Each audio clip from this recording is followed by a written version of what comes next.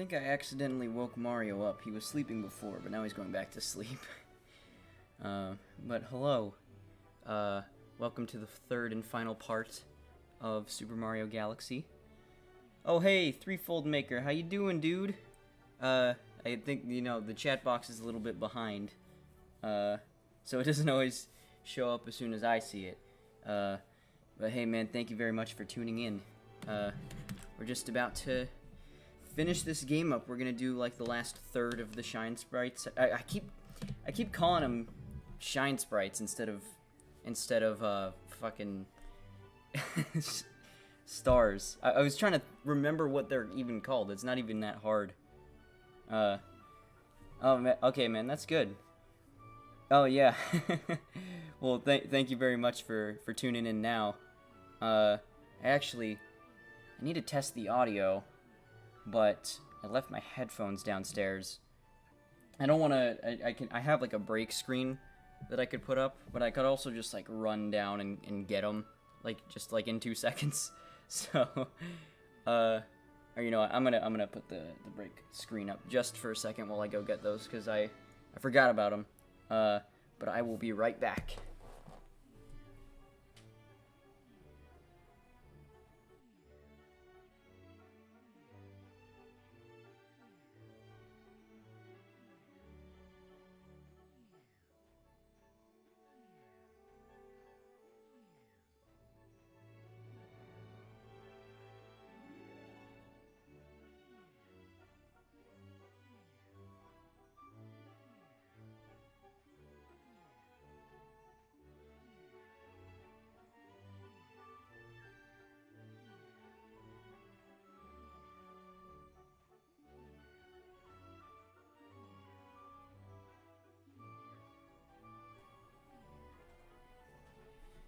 Okay, I'm back. Thank you for your patience. Now let me just test this audio and we'll be on our way. I had to turn the fan on because it's really hot in here. I hope it's not too loud. I hope it's not noticeable at all, actually.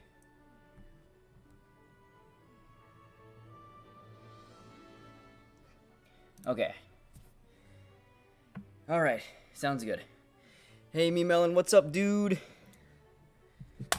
Welcome back. Threefold Maker is here too with us this time. I'm assuming the stats says I have 1 viewer, but that's not always correct. So I hope both of you are still here. But yeah, here we go. This is already the finale of Mario Galaxy. It was over way quicker than I was ready for it to be.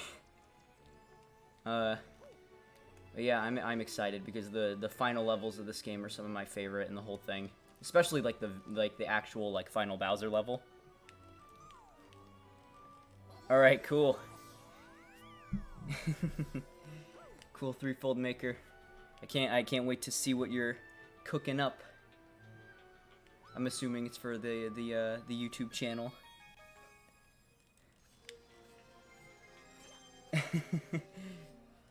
And Patrick's here too. How you doing, dude?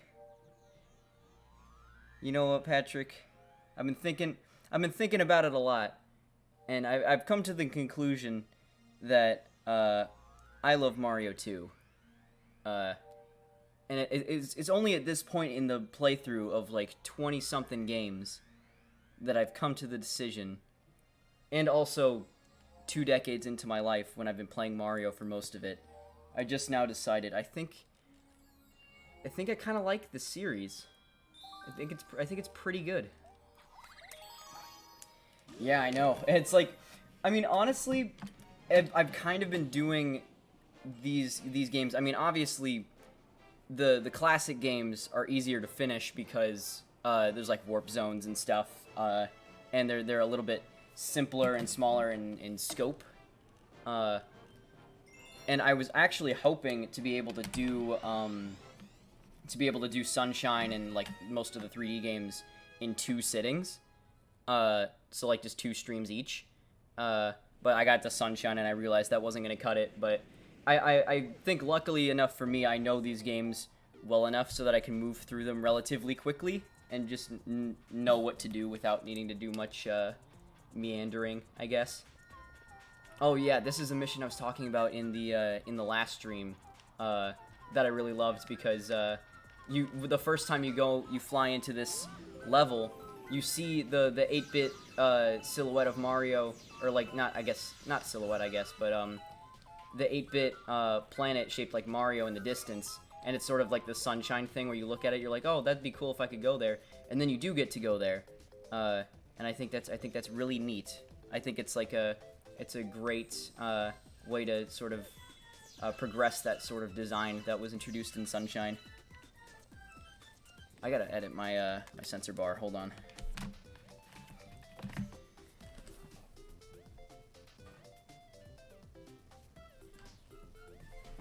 Okay. Okay, I'm seeing... Hi, Ian. Thank you for being here. Yeah, I mean, I took a little bit of a break. But now here I am. Okay, now the chat box is updating. Okay, I think my stream manager is just a little bit behind, so I'm gonna refresh it. Because I saw Threefold Maker, I saw you talking about the stage, but it wasn't showing up in the chat box, so I was worried it wasn't working again. But I think my stream manager is just behind. So we should be good. But yes, hello Ian. I haven't been playing the entire day, but I have been playing for most of it. And Threefold Maker, this is definitely, like I was saying last time, this is like one of my favorite stages. This is one of the ones that I loved the most when I played this game as a kid.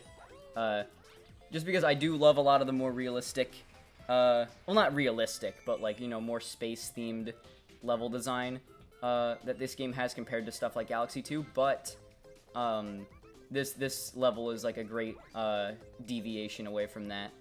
And it's just a cool idea, you know, like a whole freaking galaxy that's encompassed by a little kid's room. I just think it's a really it's not something that anyone would just come up with off the top of their head. It's pretty creative and unique, and I like that. All right, let's see how fast I can get all these. Oh yeah, I guess I never really thought about this, but this is like one of only like 2 or 3 Silver Star missions in the entire game, because the only other one I've done so far is the one in Space Junk, and that was like 3 domes ago, 2 or 3 domes ago.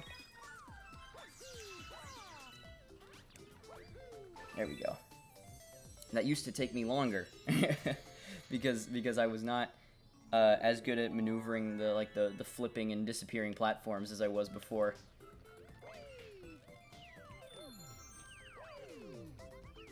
Maybe this will be the shortest part of Mario Galaxy yet. I kind of want to savor what I have left of this game. Thank you. I want to savor what I have left of this game because this is my favorite one of the whole bunch, and it's already coming to an end. But I am even still I am excited to get to the finale, because this game has probably my favorite finale in any of these games too. Oh, I unlocked one in the bedroom. I guess we can go see what it is then. It's probably like a bonus one, like a one mission one.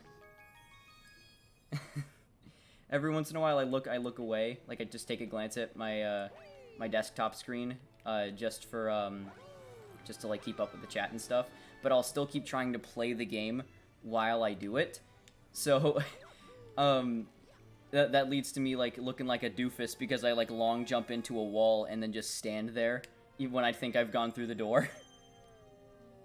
Yeah, me too, dude. I was talking about this earlier because I think it's the fact that the rumor is that they're gonna remaster every single 3D Mario game is like, I want it to be true. I really, really want it to be true. But I feel like it's like a very non-Nintendo thing to do, because they tend to make, when they remaster a game, they tend to treat it like a big thing. Like each individual game is like treated like its own sort of release, and they don't typically bundle games like that together all that much, especially if it's full remasters of like multiple different games.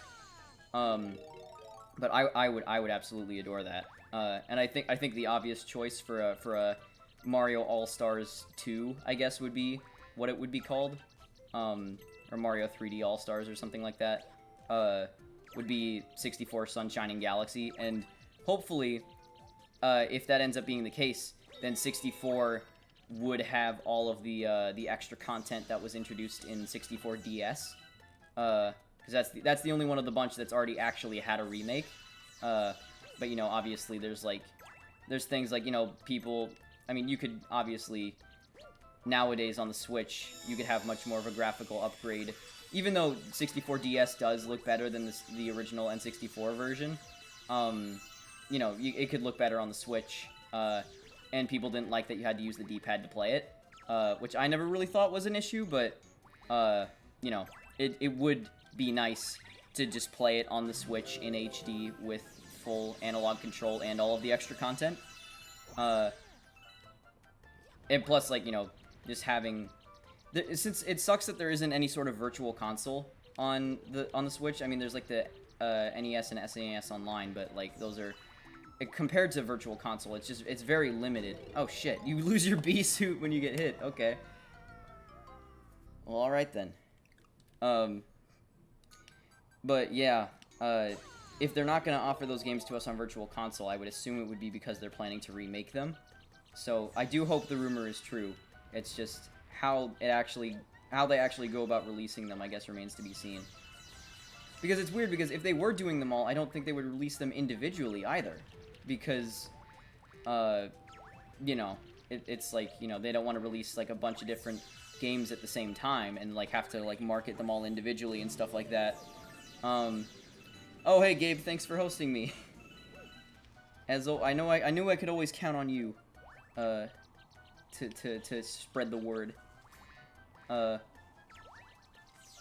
yeah, honestly, as unlikely as it seems to me, like if I'm thinking about it realistically, I still really hope that it happens. And honestly, I'll probably be disappointed if it doesn't happen, just because it's such an awesome idea, and it's something that everyone has really wanted for a long time.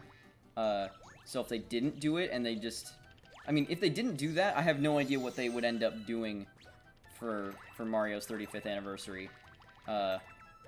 Because I don't... You know, Paper Mario, they aren't really tying that into, like, an anniversary celebration. That's not really something that they related to that game. Alright, there we go.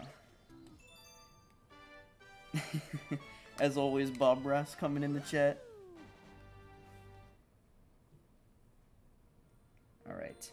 So, I was surprised by this, because 64 you need 70 stars before you can go to the final boss.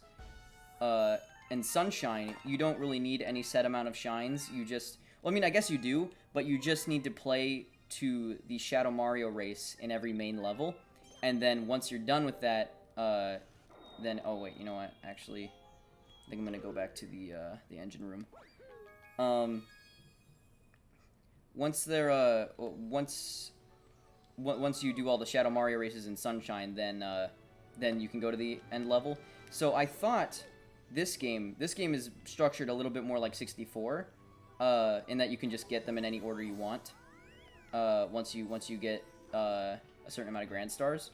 But the thing that surprised me is that you only need 60 to get to the final boss in this game. I thought you needed at least 70, but you actually only need 60. So, even though we were saying that this one has gone by fast, it's honestly gonna be even faster than I initially thought it would be.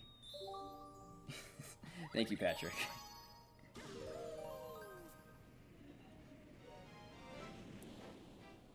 Alright, I forget... Bouncing down... Oh, this is another Spring Mario stage. I think it's funny that one of my favorite levels in the game has one of my least favorite power-ups. That's just... I mean... That's just how far the theming takes it, I guess. I just really like the theming and the music and all that. And Mario Meets Mario is one of my favorite missions. Yes, Patrick. These are all on all of the VODs, the VODs, whatever you want to call them, for these streams are on OfficialCheeseGames, my it was my first YouTube channel that I made. I made it a long time ago with Gabe, and we did like Minecraft and stuff. But now we just now we use that channel for VODs. So Gabe uploads his VODs there, and recently I've been streaming a lot more because of this. So all the VODs from this series are going up on that channel. And I don't think you can reach it through youtube.com/OfficialCheeseGames, because I don't think... I mean, maybe you can, because custom URLs back in the day were, like, easier to get. But if not that, you can... It's one of my recommended channels on my YouTube channel. youtube.com/Christianary. But yeah, I mean, everything up through the first part of Galaxy is up. So the only one that isn't up right now... Oh, shit. Okay. The only one that isn't up right now is part 2 of Galaxy, because that was earlier today. You can't find it.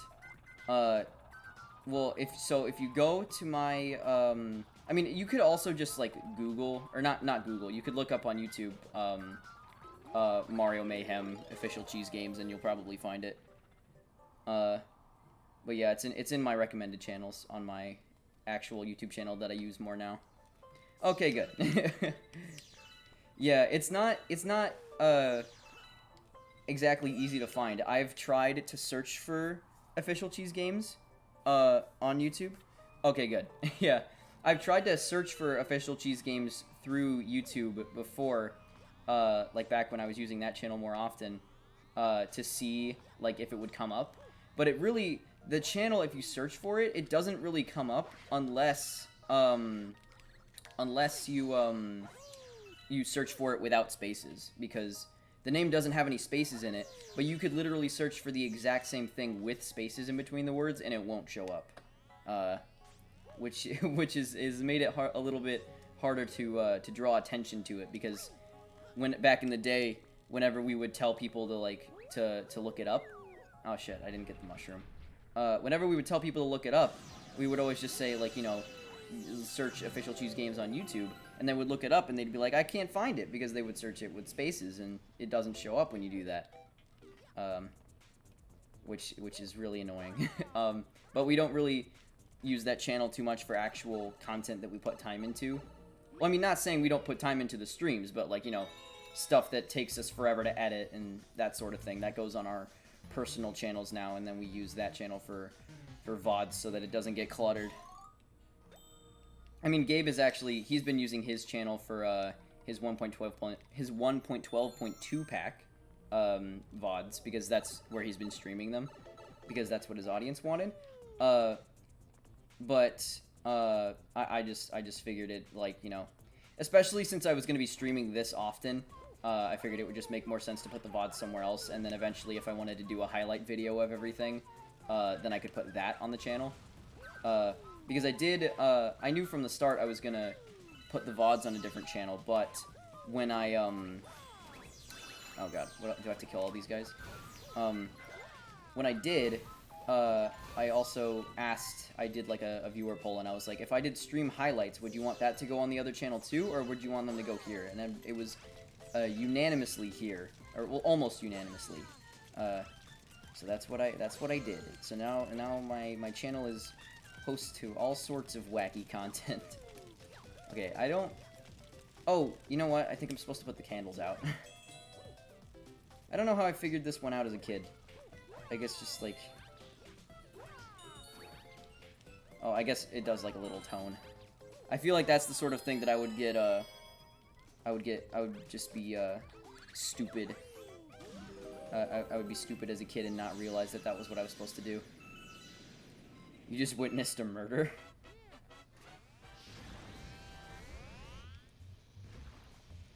I can't tell whether that's because of something that I did or something that you did on your own.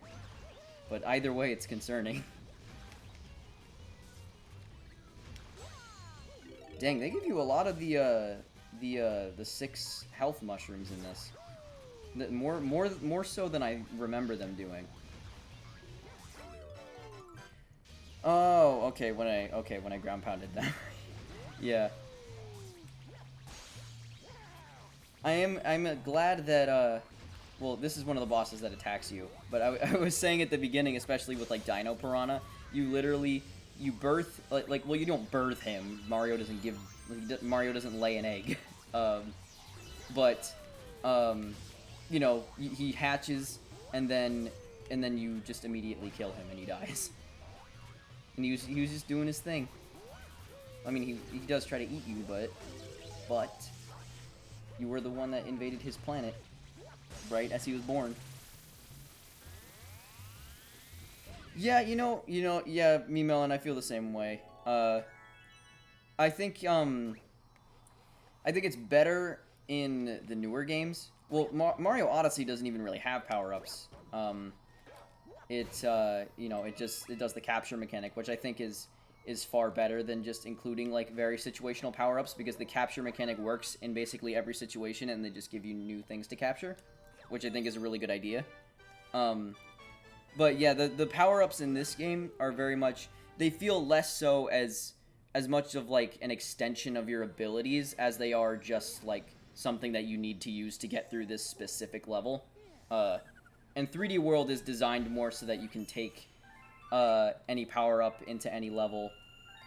And you know, it's not necessarily better for it, I guess.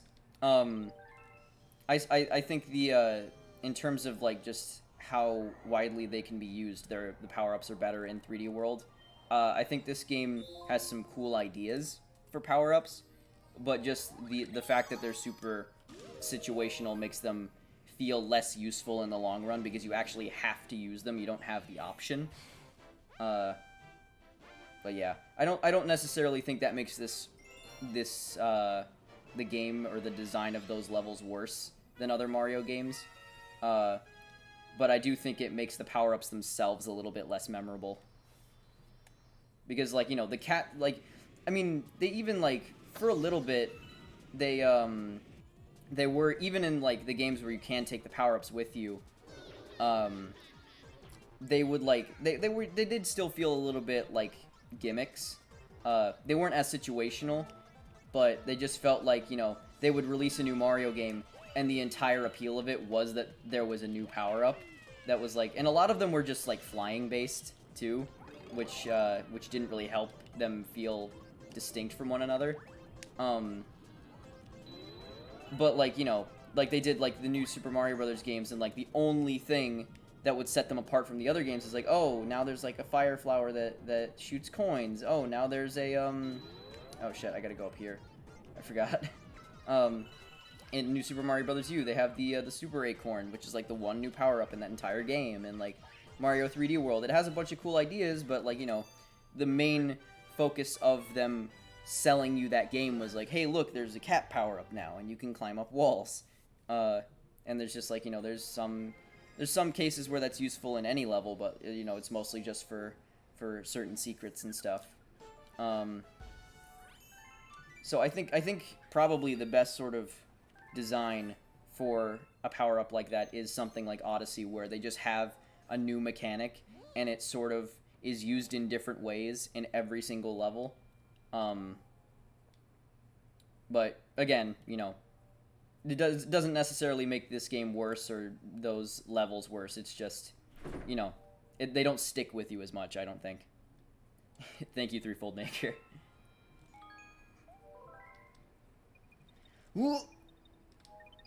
I don't know why. That became a habit of mine, spinning the pointer around the star when it saves, because I guess my little kid mind was like, if I make the star spin faster, the game will save faster and I can get back to playing.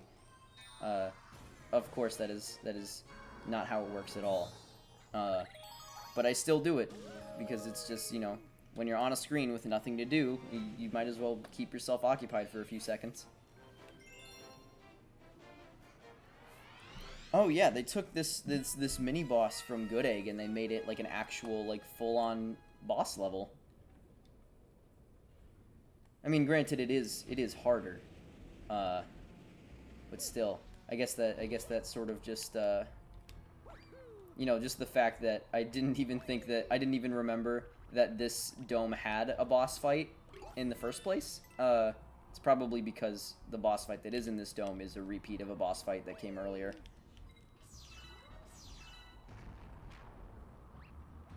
Oh.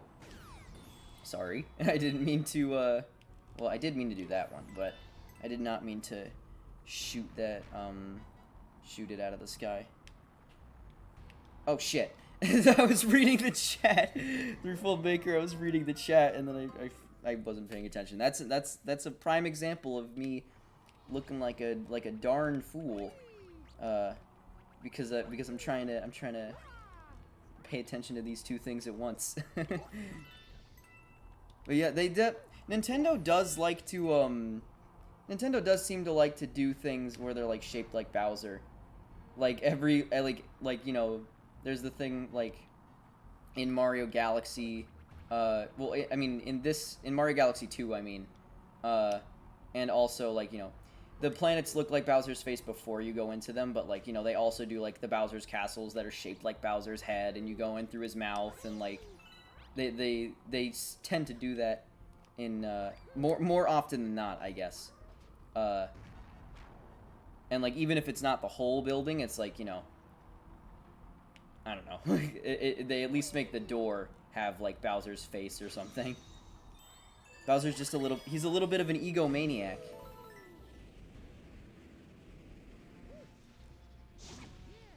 Oh boy. I think those blue fireballs are really cute. And I used to think they were way harder to fight than they actually are. You just have to avoid them. I mean, I'm sure saying that I'll probably die to them after this. But we'll see, I guess. I'm literally standing on the sun and just not having any reaction to it at all. If I give up any more grand stars, my dad's gonna get mad. He's gonna disown me. So this calls for my ultimate weapon. Give him some heat, King Caliente. Your ultimate weapon is a boss that I fought in World 1.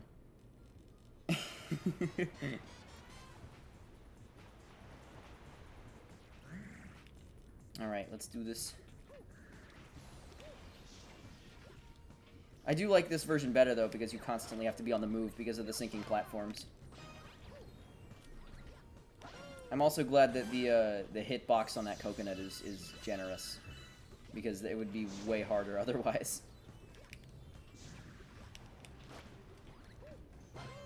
Oh, boy. Alright, let's get this over with. Oh my god, I forgot about the asteroids.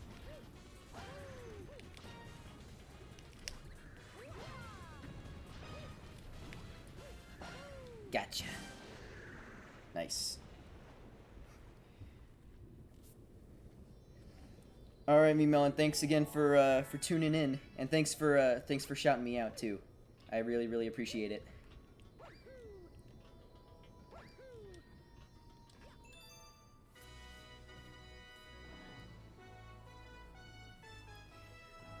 Oh boy. I think that, yeah, no, that's the last one before, because I know that the garden doesn't have a boss fight because it's kind of a bonus world.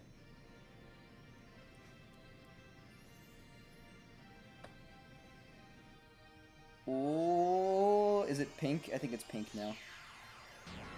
Oh no, it actually gets further away from pink the more you get, now that I think about it.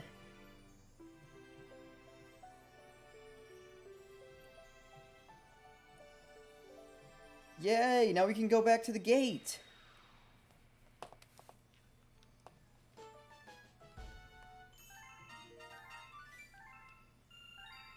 I've discovered... Cool. Oh, there's a new one in the kitchen, too? Now that we've recovered so many grand stars, the beacon is almost too bright to look at. You'll burn your eyes off, like looking at the sun. Once the observatory works as a starship again, we can bring you to the center of the universe. Then we can get you to your special one. We just need a few more power stars. You must help us. As if I'm gonna be like, nah, I think I've done all I can do. You guys are on your own from this point. When I have 14 stars left. Oh, Mail Toad. Oh, it's probably fucking Luigi. Got himself in another predicament. Bro, I got a star, but I can't get back. Help me. The fate of the universe is at stake, and Luigi can't keep himself out of trouble for 5 seconds. Alright, let's go get him. The other times, it was really funny to me because, the last couple times Luigi asked for help, I got sidetracked. So I would read his letter and it'd be like, on my way to go get him, and then it'd be like, you unlocked a new galaxy. I'm like, oh cool, let's go check it out. And then I'd like go play like a few other missions, and then I'd realize later on, like, oh yeah, Luigi's like stuck in space somewhere, and I'm supposed to go help him. Oh shit, did I pick the wrong mission? Can I get to Luigi? Okay, wait. Did I pick the wrong mission again? Let's see if he's up there. Holy shit. Oh my god. Alright, I guess let's do this mission first, and then Luigi will have to wait. Oh my god, I'm just destined to not get to Luigi in a timely manner. There hasn't been a single time I've gotten a letter from Luigi that's been the first thing that I've done. Oh my god. I'm a terrible brother. Oh wait, he is right there. Okay, he was just on the other side. Okay. Get the fuck down, dude.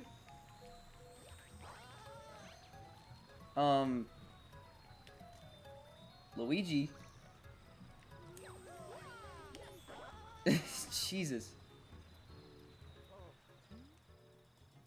I hid because of that big scary bug. Okay. Let's get out of here. Wasting my time. We are gonna go back and do this mission though. I forgot about it, but that is gonna be what we do next.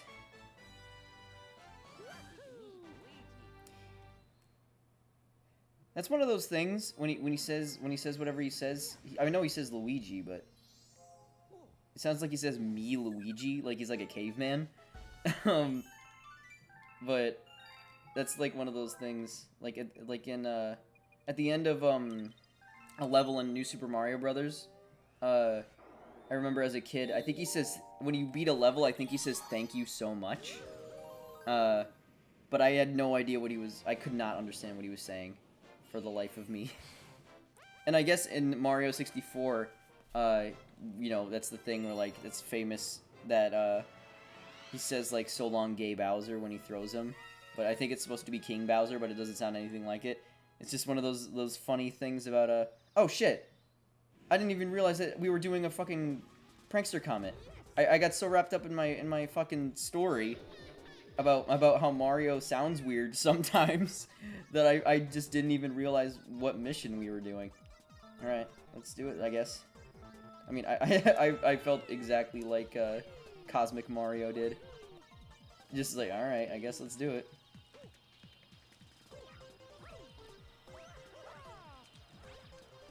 Oh shit. You actually need momentum to do a triple jump in this game. Oh god, crouch. My Z button has been very weird today. When I rely on long jumping and crouching, it always seems to not actually just get pressed all the way in. And that's partially my fault, but I've found it easier to do on my newer nunchuck, so I think the one that I'm using, because the one I'm using is the one I got with my Wii back in like 2007, 2008. So it's probably a little bit, it's probably a little bit worn down. Nintendo Battle Royale. Is that gonna be like Fortnite, or is it gonna be like PlayStation All-Stars Battle Royale? And it's just gonna be Smash but with worse mechanics. Because that's essentially what PlayStation All-Stars is. Alright. Ow. Fuck. His animations look like a little different. They look like almost like a beta version of Mario's controls.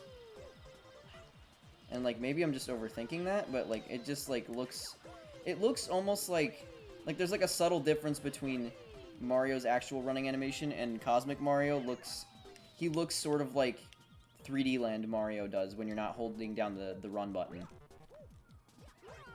I guess that could be like a reused thing or something. He had Fortnite in mind. I mean, I guess. I don't know. They have enough characters, I guess, to make it happen. Fuck, are you serious? Oh, man. That is terrible. Terrible gameplay on my part. I take full responsibility. We need to not try this mission again. I should have done this on the first try.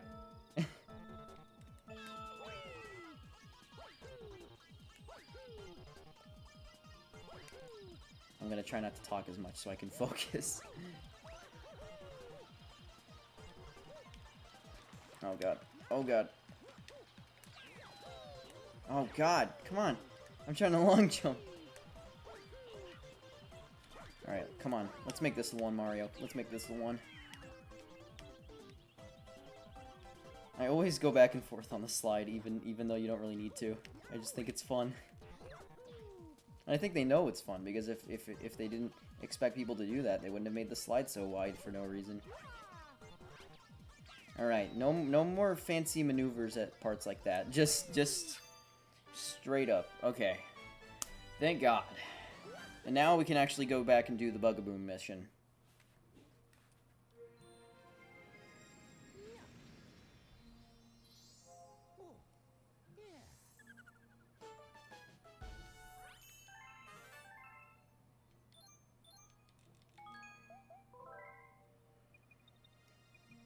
Alright, wait. Where did it say the new galaxy was? Oh, they're both in the garden. Oh, and there's one in the kitchen, but... I don't know if we're gonna end up... Well, I guess it just depends on how many... I mean, we only need, like, 12 more stars. So... Oh, wait, I was gonna do Bugaboom, wasn't I? Whatever. I want to do as many different levels as I can. Did I unlock a new storybook chapter? I forgot. God, I am not paying very much attention to the, Okay. No, I didn't. Okay. Let's go check out the garden. Because we have a couple new levels. And one of them, I'm assuming one of them is one of my favorite levels in this entire game. Mostly because of the soundtrack, but also because it's just fucking amazing. Oh, and we can go to the gate now, too. We can do the Red Star. But I think we'll do that after. I want to go to Melty Molten Galaxy if it's open. This is the gate. They just knew how to make wormholes, I guess.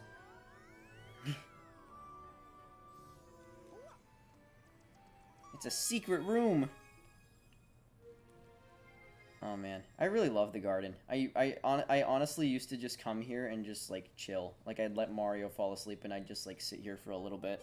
Cause it's just really relaxing. They don't have any music. It's just ambient noise, and I almost felt like when Mario entered the garden, because it looks so much like Earth, that he would just like relax there for a little bit, just because you know, he's like homesick or something.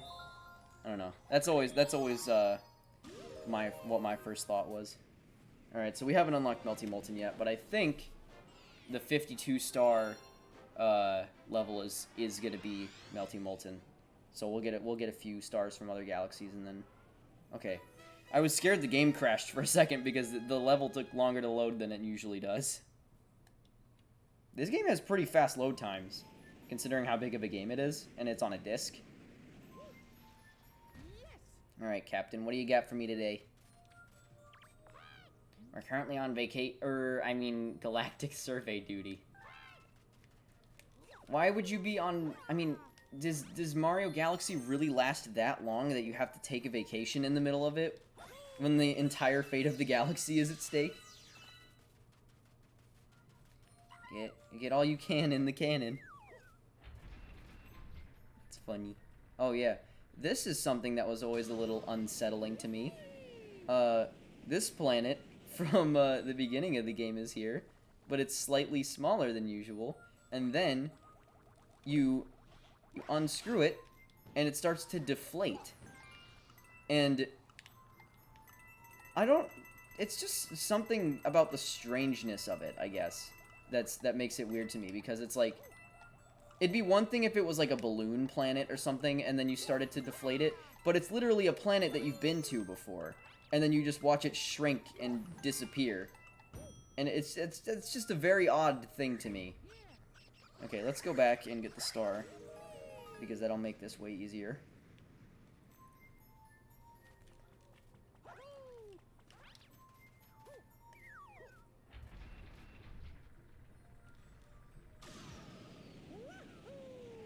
Whee! Alright, now, I know you're all, this is like your planet, and this is just like where you live and inhabit it, but I'm just gonna go ahead and wipe out the entire population. Is there any more? Is there any more? Oh shit, did I just get rid of the fire flower? What happened to the... Okay. The fire flower just like launched out of existence. Alright.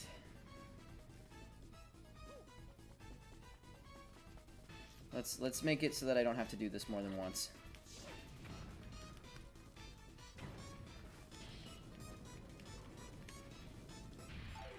Cool, cool, cool, cool, cool. Alright. And, yeah, okay, this mission was the one with the pirate ship.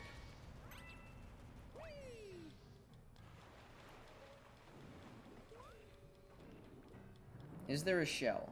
Because that would make this, it would make things go by a little faster. Is that a toad?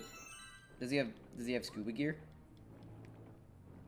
Okay, it looks like he does. I'm like, how is he just fucking breathing underwater infinitely?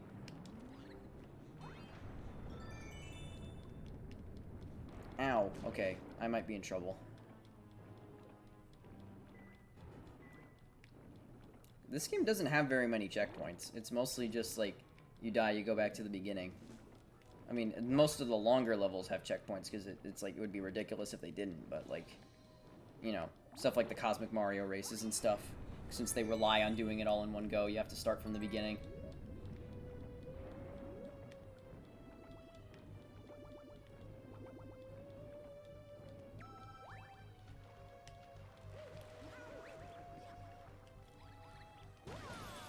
Okay.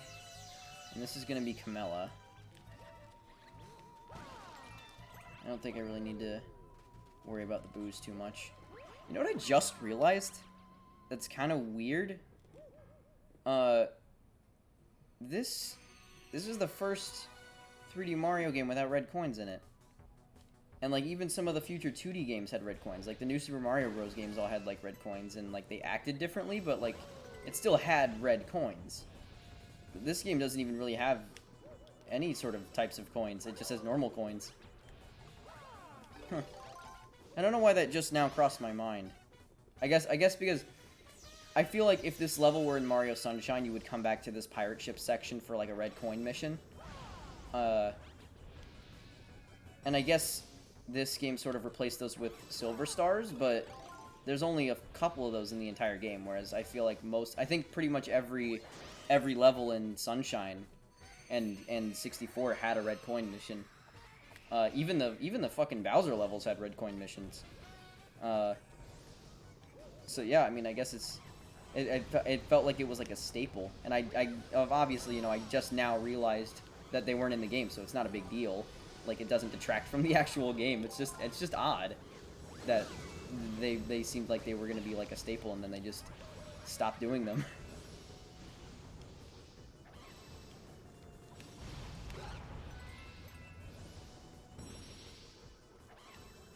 Yeah, give me that. Okay.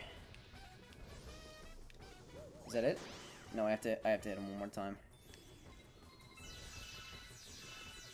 Don't spawn more Magic Koopas, please.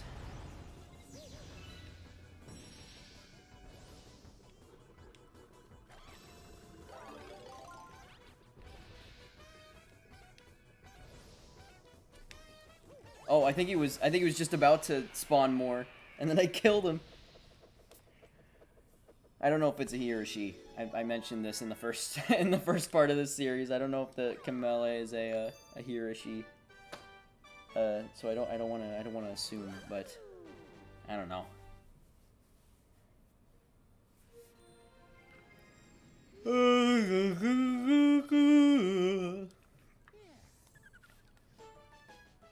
Alright. 11 more to go. New chapter in the storybook. Okay. Before we do that, let's do one mission in Dreadnought.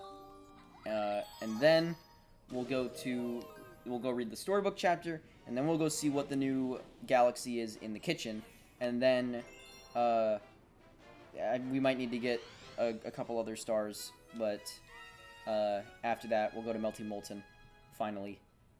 And then we'll pretty much be at the end of the game. Oh boy. That was pinpoint accuracy. Alright.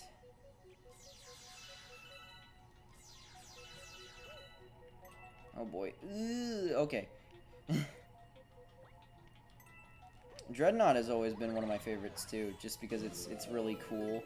And that's the thing, is that, like, I've mentioned this several times in this playthrough, but, like, Mario Galaxy seems like it has more levels based around the actual idea of the space setting. Like, Galaxy 2 is more all over the place with its level themes, and there are some levels that feel more like they are part of a space game. But for the most part, Galaxy 2 is just like an obstacle course type Mario game with Galaxy's mechanics. And there's not really anything necessarily wrong with that. It's just, you know, I think Galaxy 2 takes way better advantage, or Galaxy 1 takes way better advantage of the fact that it is set in space, and I think that's really cool. Because it's like, you know, you don't, like, there's like a space station level, and then there's levels about, like, ice and fire planets orbiting each other, and, like, there's, like, whole different, like, space kingdoms with their own new races. And Mario Galaxy 2 has a little bit of that, but not as much. I'm glad you're excited, Threefold Maker. Oh boy. I'm gonna hide. I'm gonna duck and cover until it's safe.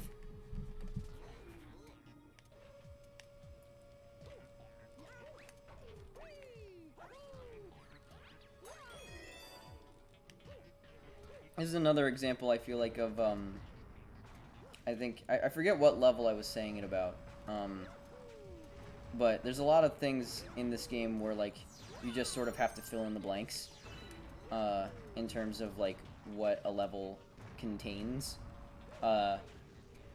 because, you know, obviously a lot of stuff is, like, sort of random, and doesn't have a lot of backstory to how it got there, or how it became the way it was in a lot of these levels, but that's sort of fun too, because you kind of get to imagine it for yourself. Like, you know, especially with, like, Dreadnought, it's like, you know, what sort of, it's like, is this like a Bowser main, is this like a Bowser created thing, is it like, was it created by an alien race, like, just who created the Dreadnought, why is it here, why does it seem like there's no one left on it except for the machines, and that kind of stuff I think is really cool.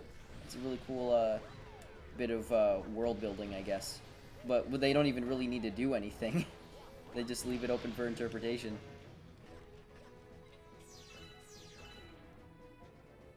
Okay, come on. Thank you.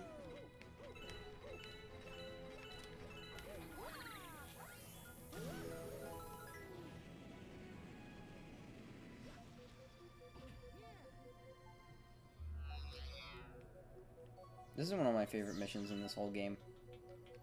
Just because I like the variety, I like the progression between the different portions of the Dreadnought, and I also like that they use two different versions of the same song depending on how far in the level you are, to add a little bit of a sense of progression.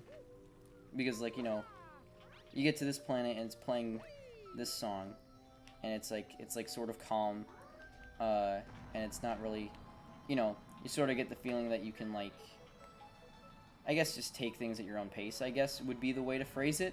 But then, you smash this open, the whole planet floods, and then the music picks up, and these things turn around, and they become hazards. and it's like, I don't know. I really love stuff like that sort of progression in a single level. Because obviously, I mentioned this in the Blob video that I did too, that it's really cool to have progression in like a hub world over time because it makes you feel like you're making progress. But I also feel like it's cool when there's sort of a sense of evolution within the current level that you're playing, because it makes that, obviously it's not really the same thing, but it does give a sort of sense of satisfaction and progression more often, I guess.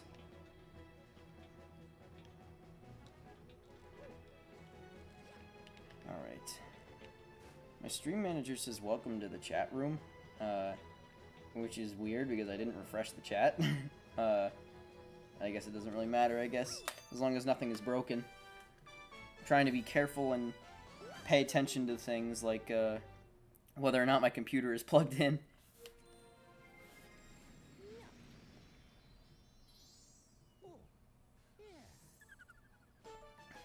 Alright, 50. 10 more to go. Discovered a new galaxy. Oh, we unlocked Molten! Alright, so we'll go read the storybook chapter, and then we'll go see what's in the kitchen, and then we'll go to Molten.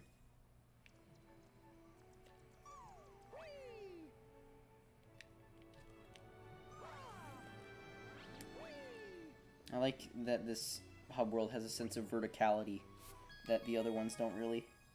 Because it's more of a big open space than something like Peach's Castle. Let us begin.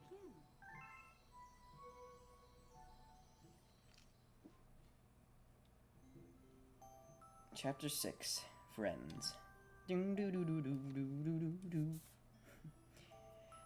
Then one day, whilst the girls sat sipping tea, a tiny apricot-colored planet appeared on the horizon.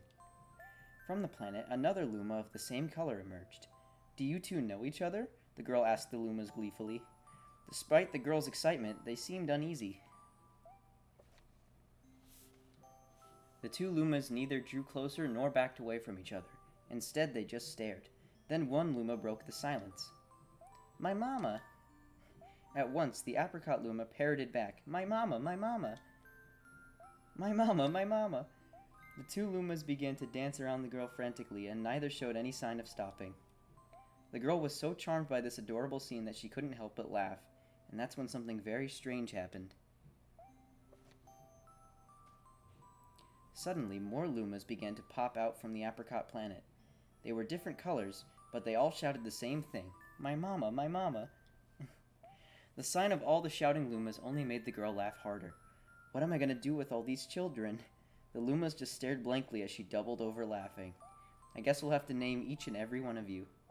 Tomorrow, once she had finished naming them all, she would begin moving all the Lumas into the new house. Oh yeah, I did mention that earlier. Like at the beginning, like I guess I said I guess they're just all named Luma, but I guess they all do have names, and just the one named Luma is the original one, I guess. Maybe not. maybe she's just saying Luma because that's what it is, but I don't know. What are friends? Yeah, that's how I've been feeling stuck in my house. I haven't seen any of my I've been lucky enough to see my girlfriend recently. But I hadn't seen her for like 2 months, and I still haven't seen most of my friends. I think we're gonna ease back into doing things again, but it's just I haven't seen any, so it's been a very lonely experience. Okay, let's see what this is. Oh, it's Buoy Base. This isn't the greatest level, but it has some of the best music in the entire game. I don't know if I can really explain it. I don't know if I can. That's something you're going to have to discover for yourself. All in due time, my friend. All in due time. I know I said this isn't the best level. I think it's a really cool concept for a level. I think the concept art version of this level is way cooler than the actual final product, but I still think this level is really cool, and I think it has one of the best songs in the entire game. And that's saying a lot because this entire game's soundtrack is phenomenal, and it's probably my favorite in any video game. So when I praise any one of the songs specifically, that's how you know it's good.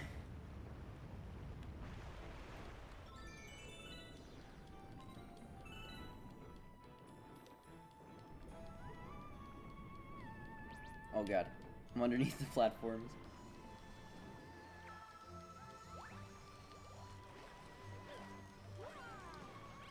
Man, I have a video game music playlist on YouTube that I listen to when I'm like working or something, when I'm working on schoolwork or a project or something like that, and most of it is Mario music.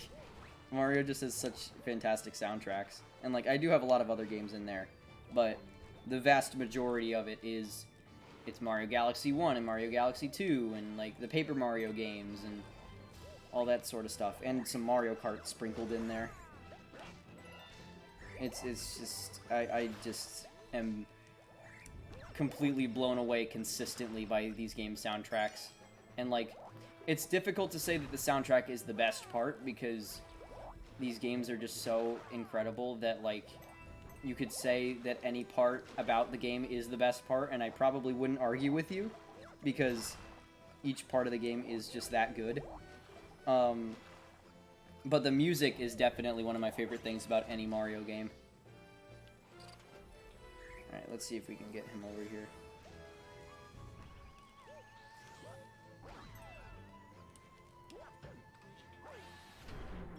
I think this is a little weird because I think there's a level like this in Galaxy 2 that there was like a weird version of in the first trailer for that game. Oh god, I don't want to get crushed. There was a weird version of this level in one of the trailers for Galaxy 2, and I don't know whether it made it into the game the same way. I don't really remember. Oh shit. Whoa, what the fuck? What just happened? That like happened too fast for me to even like have a reaction to it. Alright, let's see if we can't oh man. Look away. This is not quality gameplay.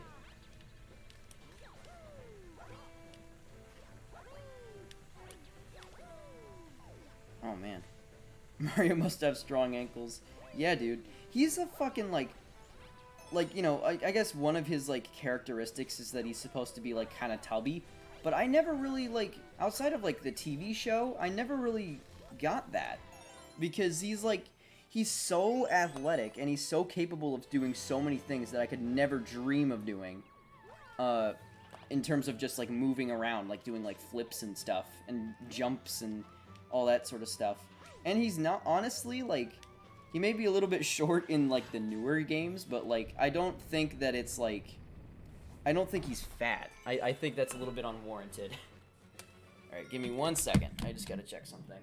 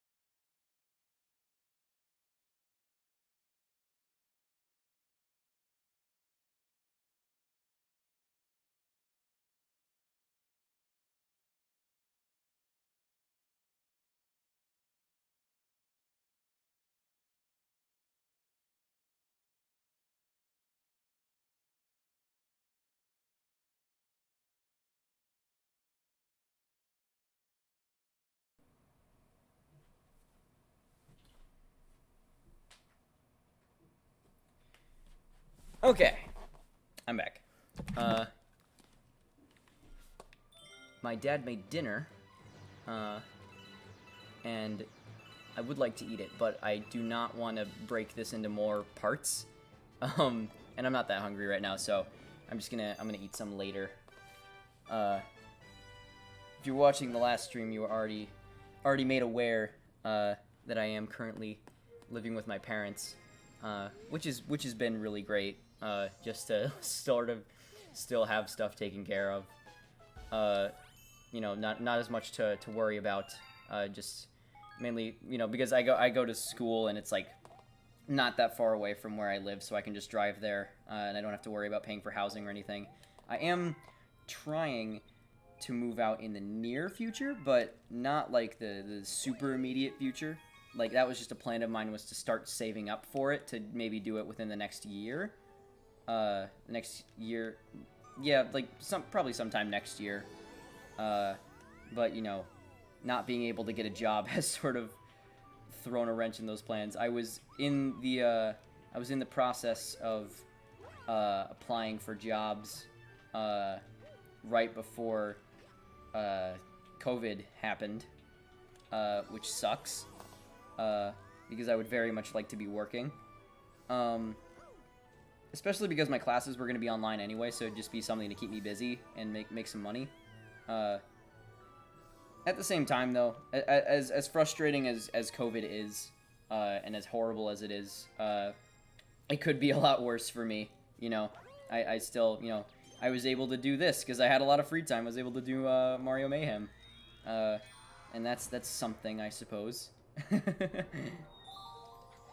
Yeah, it's a terrible situation, but you know, being at home, as mundane as it can be, things could be a lot worse for me. I could just be a bum with no future ahead of me. But I've got a plan, at least, I guess.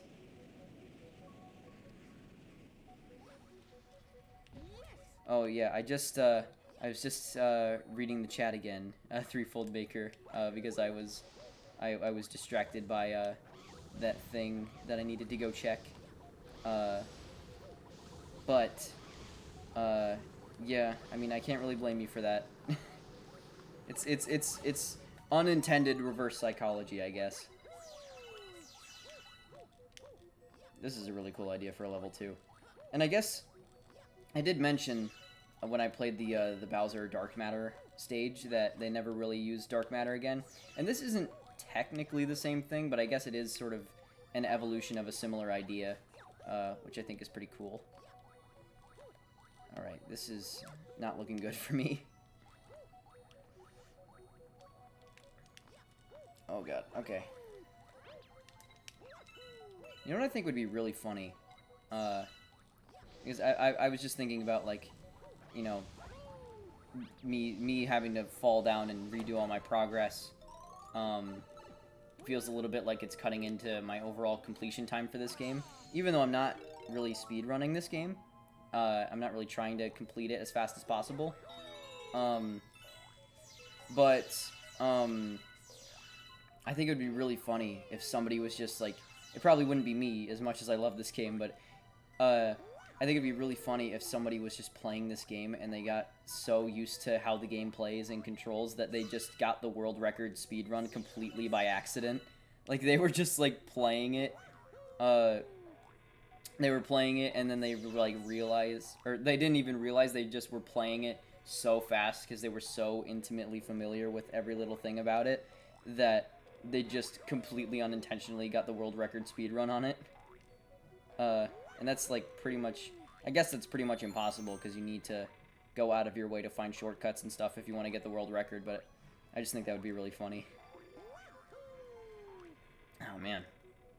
I don't know how people, like, I mean, obviously, I mean, I'm mostly streaming because I find it fun and I thought it would be a fun thing, but, like, people do this for, like, a living, and my throat, I mean, I haven't, people stream for way longer than I do, and they rely on it for their livelihood, and I don't know how their voice survives it, because I've been talking normally, like, I've been using my normal speaking voice, and I've streamed for maybe a couple hours at a time, usually, and I still find my voice, like, I still find my throat hurting after a long session, even though I don't really have any reason for my throat to hurt. I guess it's just the fact that I'm talking nonstop for a really long time. But even when I like take like water breaks and stuff, I just find my throat is just starts to bother me a little bit. I guess that's why people like performers and comedians always have water with them on stage to sort of ease that. And I guess you can sort of train yourself to be a little bit healthier with how you use your voice. But yeah, that's just, especially these last couple games, because the streams before were a little shorter because the games were shorter, but since Sunshine, I found my voice just bothering me a little bit the longer I stream for. I should probably get another cup of water. I remembered to bring one with me this morning, but I did not bring one with me this time. And it wasn't really so much that I forgot, just as I figured I probably wouldn't need it, because I also didn't want to just have to take a break to go to the bathroom or something, but I think I am going to end up going downstairs and getting a cup of water just because my throat is bothering me a little bit.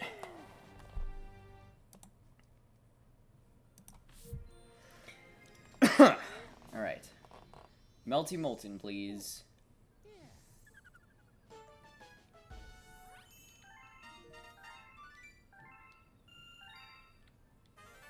Yes! Cool. Alright. Yeah, and you know what? I think I'm gonna go get a cup of water, so I will be back in like 2 seconds just to keep myself hydrated and keep my throat not hurting, I guess. I don't know how else to phrase that. Alright, I'll be right back.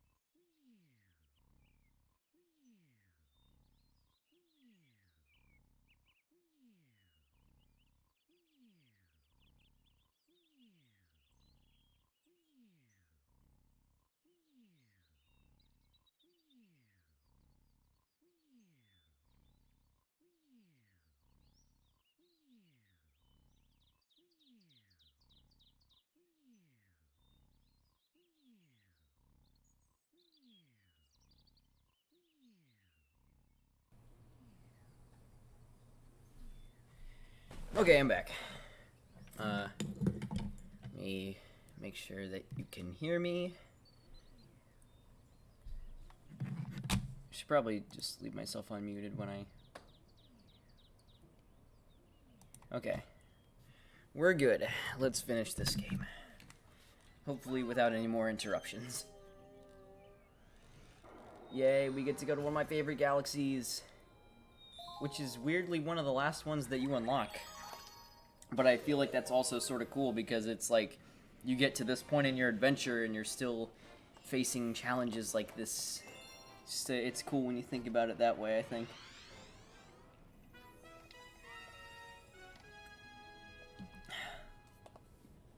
Alright. Sinking Lava Spire. This is one of my favorite missions in the whole game, too.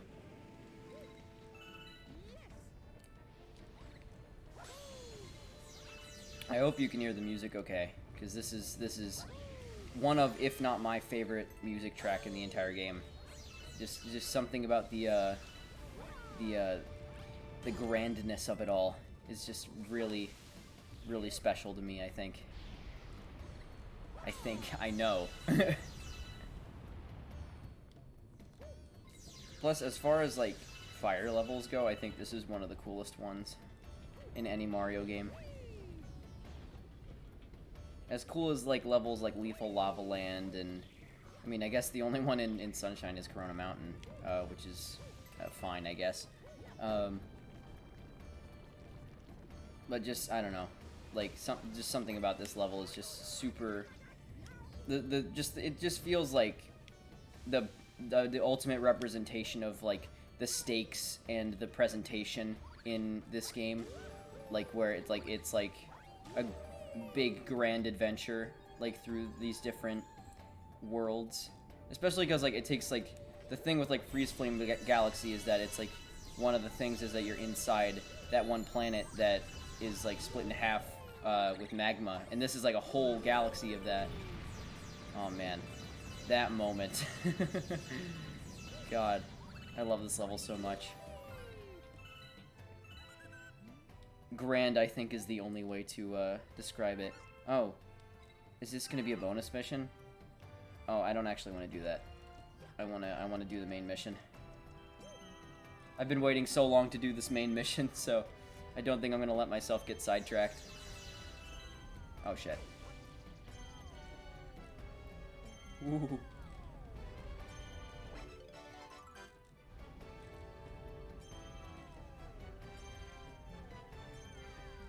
All right.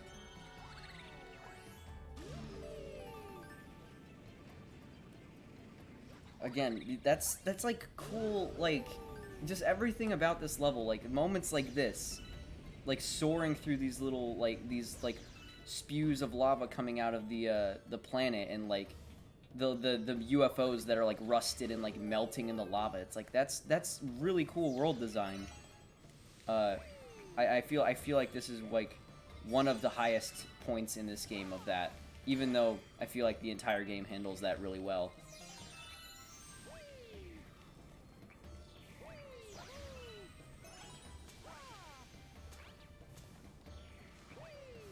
Oh, ooh. I was being a little careless. Regardless, we're doing alright. Yeah, me too, man. That's one of my favorite things about this game. That's one of my favorite things about any game, but I feel like this game does it really, really well.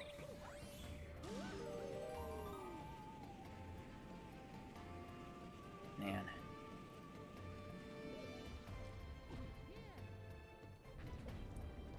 This is like...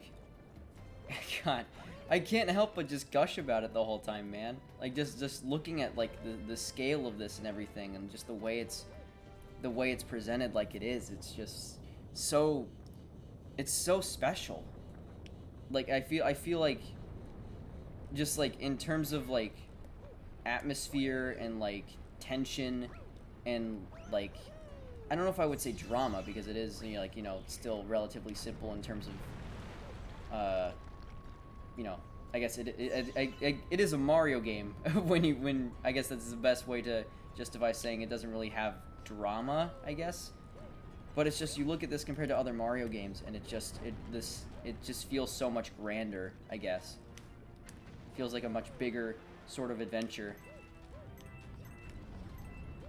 Yeah, that's what I'm saying, Patrick. I listen to this song, like, on my own time, like, all the time. It's one of my favorite songs in the entire soundtrack. And Threefold Maker, I think Odyssey does a good job at making each individual world feel lived in, which I feel like is something it does a little bit better than this game, because some of the worlds feel like that in this game, but a lot of them also do feel like, you know, more like levels than worlds, just because of the way they're a little bit more linear.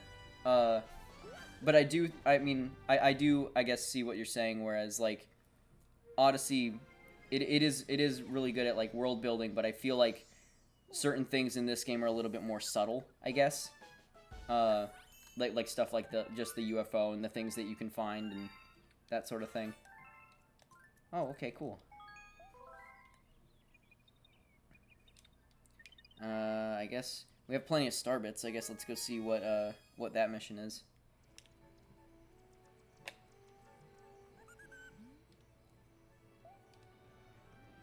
Oh god, this is gonna be Deep Dark Galaxy, isn't it? I mean, I don't really have any other use for my star bits, so I'll just use them. But I love how you get this far in the game and you still don't have enough star bits to do it on the first try. Oh, you know what I'll do? Yeah, there we go. Nice. Oh, I didn't actually want to take it. I just wanted to unlock it. Oh, is he going to tell me he doesn't want to collect power stars anymore? He literally only finds 3 in the entire game, and then he decides that he's too tired. And then in Galaxy 2, he's like, literally, you can play as me for several levels and collect many main stars playing as me. Alright.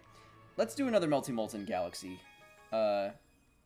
Because I really love that level, and I think it would be a shame to only play one mission from it. But then I think afterwards we'll go to the gate and do the Red Star mission. Through the meteor storm.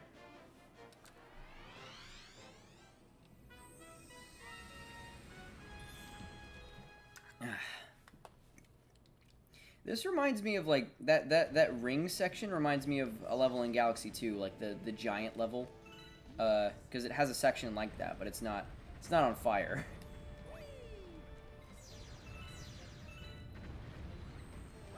Oh man.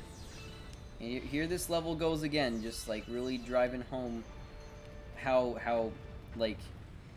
amazing Mario games can be in terms of atmosphere. Okay, do I have to make this guy light these torches? Okay, yeah. Like, this level was already intense enough as it is, and then they add in the fucking meteor shower. This is just such an amazing level.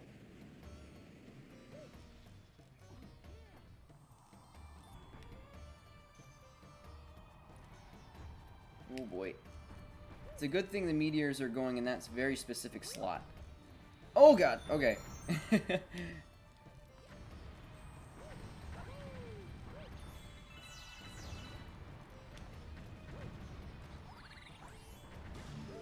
Also, another tiny design thing, I really like that if you spin near a launch star, you'll launch into it. Like, you don't necessarily need to be touching it. You can just be near it. And that makes it that makes a lot of shortcuts more viable, and it makes it fun to experiment with movement. And I really like that. It also makes it so that in a situation, if you're like cutting it close, most of the time you will be able to make it out if you can just spin soon enough.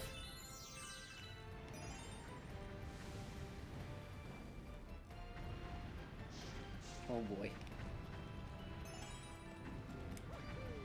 Oh, okay. that was a little bit of a close one.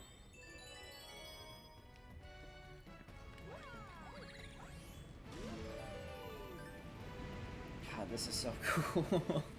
God, I feel like I'm like not like a little kid, because I feel like I appreciated this game in a whole different way when I was a kid, and like there's a lot of I appreciate a lot of the same things now. But I feel like I also appreciate it more from a design perspective, and like a lot of the things that I thought were cool about it as a kid, I can actually pinpoint why I thought they were cool now, which I think is good. But at the same time, I kind of long for the days when I could just enjoy it and not even really be able to explain why. It was just such a special thing. Oh, come on. But yeah, I don't think I'll ever be able to relive the exact same feeling I had when I played this for the first time, but I remember what it felt like, and it's just, I don't know. This game is just, I don't think, I've already said I don't think any game will ever dethrone it as my favorite game of all time, but regardless, it's always going to hold a really special place in my heart. Like, I don't think, like, favorite game or no, I don't think any game will ever make me feel the same as this one does. Make me feel that same way again. Oh god, here we go.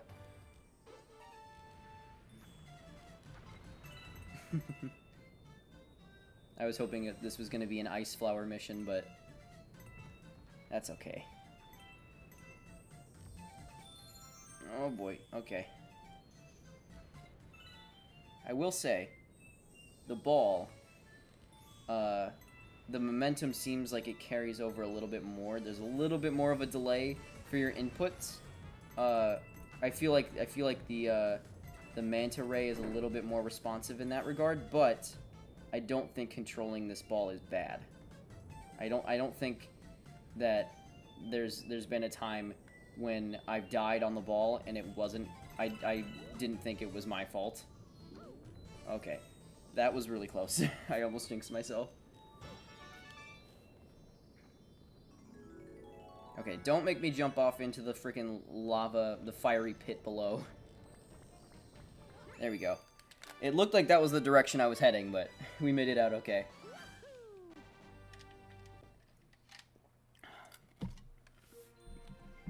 Man, I'm really glad I went and got a glass of water.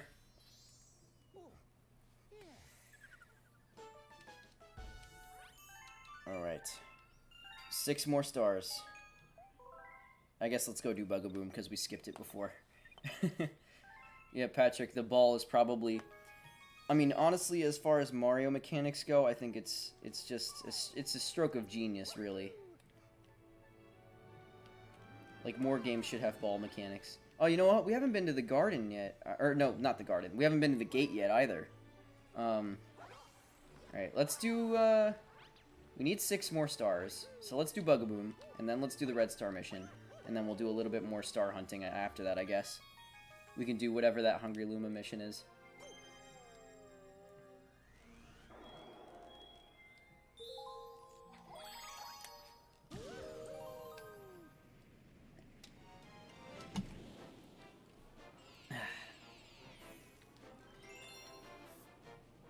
Something I thought was really cool in Mario Galaxy 2 is that they have a boss rush level at the end. Like, it's one of the bonus stages.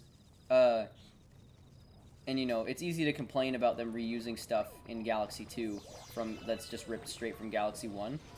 But I just think the idea of having a boss rush level, including bosses from Galaxy 1, is just a really cool idea. Because it's like, that's just like... kind of ties it all together, I guess. It's the ultimate test of your skill. And I think there's even a version of that level that you have to beat without getting hit once. Which, as hellish as it sounds, is something I actually thought was a pretty fun challenge to do. Being someone that's a huge fan of the Galaxy games. Okay, where am I... Oh, you know what? I need to go in there, don't I? I need to go in the place that I'm supposed to go to get to the Queen Bee. But yeah, I mean, I 100%ed Galaxy twice, I think. Once as Mario, once as Luigi, and then I've 100%ed Galaxy 2 once. As far as I know. I've beaten Galaxy 2 several times, but I think I've only 100%ed it once, because in order to 100% that game, you need to get all the green stars too, and I know I've only done that once. So, the neighbors are causing trouble again. That's a cute way to phrase it.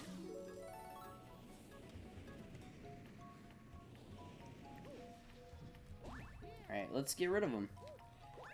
I've noticed that multiple boss fights in this game take place around a large tree. Like, the mole boss fight was like that, too. And they did reuse him outside of the boss rush in Galaxy 2. I think it was him. It was either him or Bugaboom. They were in Puzzle Plank Galaxy. Actually, you know what? I think it was probably Bugaboom. That's a cute name for a giant, a giant bug. Disgusting bug monster that poops out bombs. Let's see if we can... I've always found the timing on this level to be a little bit more difficult. Because he moves pretty fast, and it's hard to, It's hard to get directly above him with the bee suit, with good timing, because you move pretty slowly with the bee suit. Oh god, there he goes. He's gonna do a corkscrew flip. Let's just try to preemptively predict where he's gonna be. Okay. I guess let's wait for him to come around one more time.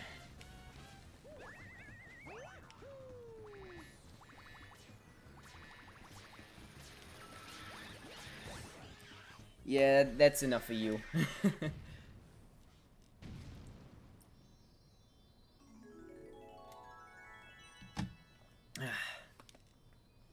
Alright. I made myself very thirsty. Just talking about how much I needed water earlier.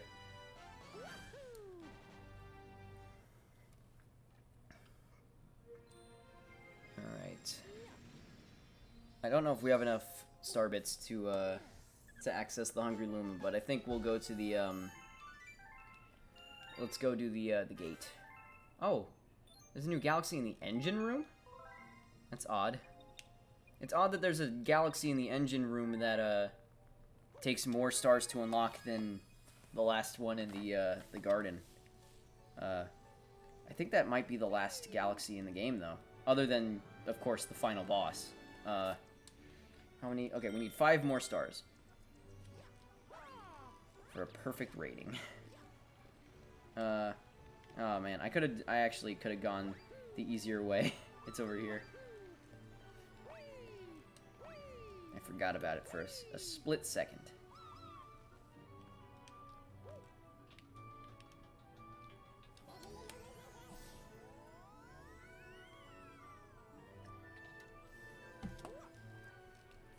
Alright, let's just give him what we have.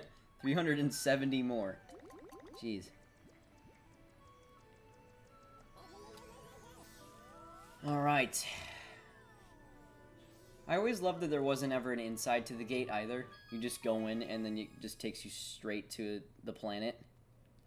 Eventually it'll bring you to a level select just because of the red star mission and the gate, the initial mission, but it's just really cool that you go in and then you're just like, you don't know what the gate is, and then you're like, oh, it brings you back here. That's neat. Especially since this planet is such a significant part of like the game and Rosalina's story. Hi. This planet, it's very dear to me. I look forward to visiting this planet with the Lumas every 100 years. The Luma that's been traveling with you may also grow up to become a star someday. Some Lumas become planets, some become comets, and a few become power stars. I'm traveling with them while they look for a place to be reborn. But I never thought all this would happen. Rosalina's such a cool character. God.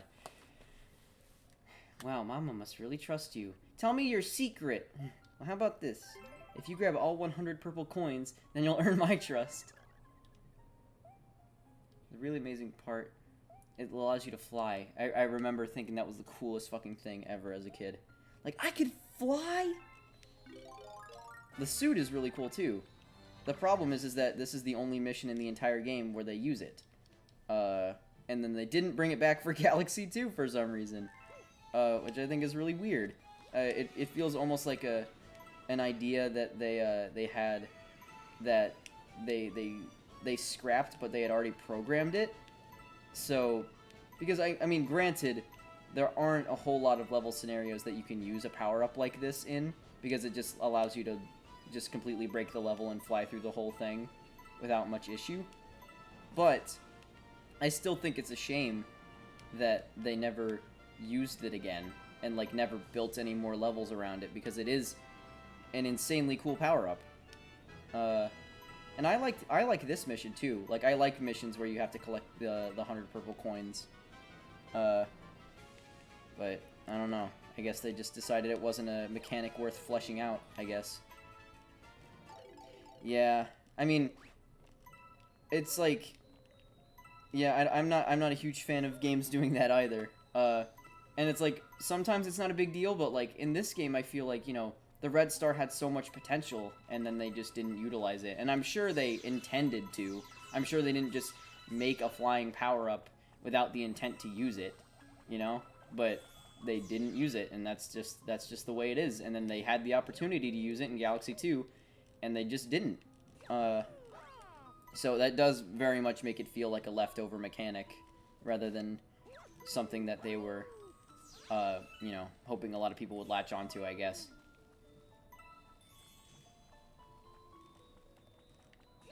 It's not a huge deal. That's sort of how I felt, with, that's sort of how I felt with Super Suction in Luigi's Mansion 3. Because they only really use it for a handful of secrets in that game, and it felt like it should have been a bigger part of it. Like, as I especially thought they would use it in the final boss, but they just don't. And I think that was a big missed opportunity, because there's an entire mission about unlocking it, and then you never use it again in the main game. So, I don't know. That was just disappointing. Yeah, the flying is really good. I used to have difficulty controlling it as a kid. This mission used to take me a lot longer to beat. But that's another disappointing part about it, is that not only is it a cool power-up in its own right, but, like, controlling it actually feels really good. Like 3D flying has the potential to feel terrible, but it controls pretty nicely. And again, that just makes me wonder why they didn't build more flying levels around it.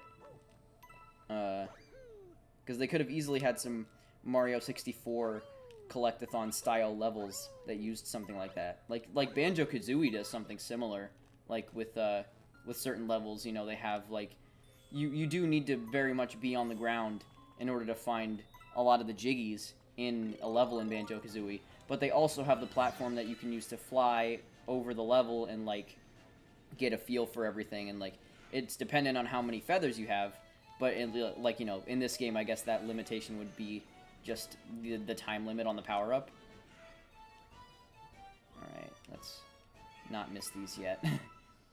Oh yeah, there's an actual red power star in this level too, and it's the only one in the game, but it's just cool that they went the extra mile, I guess, with that aspect of it.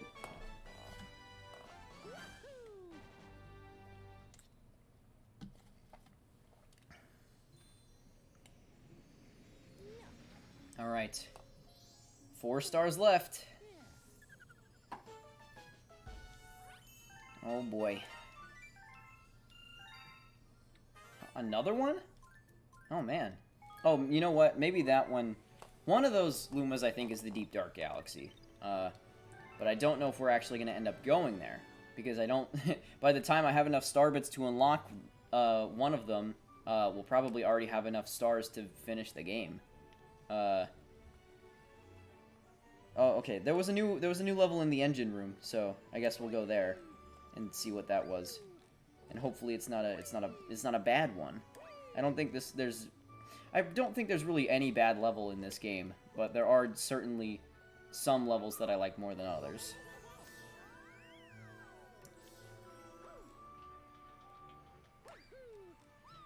All right. Let's see what we unlocked here.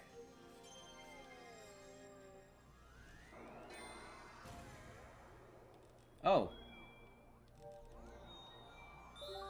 I don't know, okay. This whole time when I've been saying Deep Dark Galaxy, this is the level I've been thinking of, Bonefin. Now that I think of it, Deep Dark Galaxy is the one with the pirate ship, isn't it? Yeah. Huh.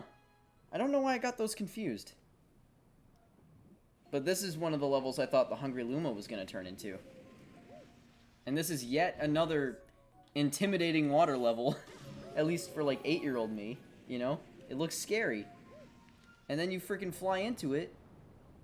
And then fucking, you know, this guy shows up. It's pretty, and this music, too. Like, Jesus Christ. This is a game for children. Alright, let's just see if I can make a quick work of this guy, I guess. He's gonna bring out his minions, I think? Yeah. It's also cool that there's like no other enemy that's like him in the game. Like there's the eels, but like there's no like skeleton fish like him in the whole game. So it's just you get to this level, you have no idea what's in store. But it looks scary, and then he's a fucking terrifying thing. Oh god. Things aren't looking good for me. Let's get the red shell, because it, as we all know from our Mario Kart expertise, red shells are homing, and they move faster. I don't actually know if red shells move faster in Mario Kart, but I know they're homing in this game. I think they are anyway. Otherwise, I don't think I would have hit Toad in what that one level was, the one water level where I accidentally hit him. Okay, he's not dead. Oh god, there's more. The penguin one with the shell surfing. Is that... Are you talking about, the one with, like, the one planet in the center and the water is like a ring around it? Or are you talking about the one where you're on the manta ray? The loop-de-loop galaxy? Because that's one of the earliest ones. Oh, shell diving. Okay. I think that's Beach Bowl Galaxy. I think that's the one you're referring to. And yeah, I played it earlier. I didn't play very much of it though. I played like 2 missions of it. Well, I mean, I haven't really played more than 2 missions of most of the levels. But yeah. Okay, yeah. I didn't know. Oh god. How is he still not dead? He's taken so many hits. This is gonna be like, this next one is gonna be like the 5th time I hit him. But yeah, I very much enjoy Beach Bowl Galaxy. And it feels, it's one of those levels that feels a little bit more open than the rest, because there's a lot of stuff to explore. And there is very much linear progression, but it still feels like you're, you know, exploring in a little bit more of an open space. Okay, is he dead? Is that it? Okay. We did it. Good. I thought I was... Oh, you know what I just realized? Okay, never mind. No, I was gonna say, I don't think I've died this whole playthrough, but then I remembered that I died several times on certain challenge levels. Like the Cosmic Mario one in Honey Hive Galaxy, I died a couple times on that one, because I was just being stupid. So there goes my perfect run. So much for that, but... yeah, I mean, I really enjoy... I mean, I haven't done too much exploring in this playthrough, and I feel like that's part of the reason why I've gotten through this game relatively quickly, is because, you know, the first time through, you know, you are incentivized to do a lot of exploring. But now that I'm just playing through this game, and, you know, trying to get through all the Mario games, and I kind of know where everything is now. There isn't as much of that for me, and I feel like that's unfortunately going to be the case with Mario Odyssey too. Because I've played through that game a couple times, and I'm less familiar with it. I mean, I'm very familiar with Mario Odyssey, but just like in terms of like every specific moon, I don't have each one memorized. But, you know, it's just the thing where like I've played through this game so many times, so I know like the process to get through each level. So I don't spend as much time exploring, but I definitely, the first time I played this game, I spent a lot of time just like running around in the open levels and finding secrets and stuff like that, and that was really, really, really fun. Okay, I don't think there's any more missions in the gate. I should have probably talked to the other Luma about, and just mentioned in the map, like, what levels I have yet to, yeah, okay, I think, okay, yeah, there we go. What's a level that I haven't gotten a lot of stars in? Oh, you know what, we can do, so we have only gotten one in, like, a few of them.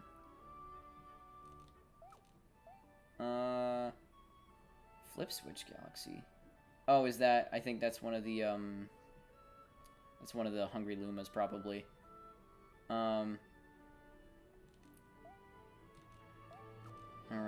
How many star bits do I have? Oh, it doesn't say on the, I only have 55. Alright, I guess for now, let's go back to Space Junk and do the spider boss. How many more do I need? 3? Okay.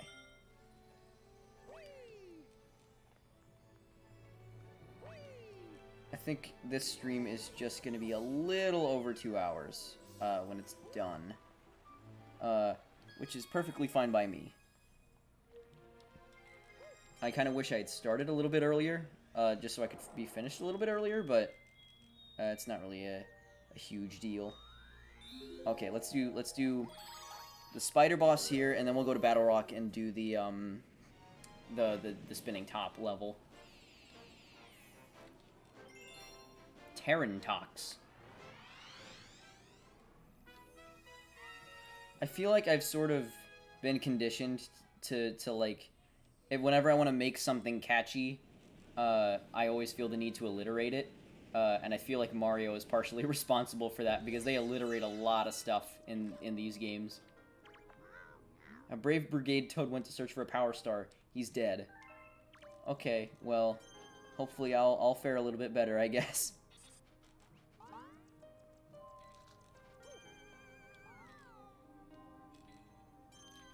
Oh, you know what else is really cool about this level? I've already gushed a fair bit about Space Junk Galaxy in the previous parts of this game, but I will add on to my previous thoughts.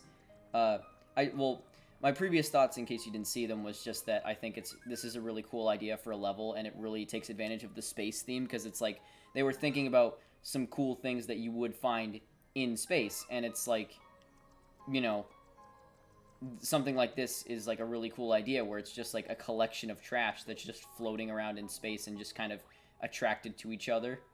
I think that's a really cool idea for a level.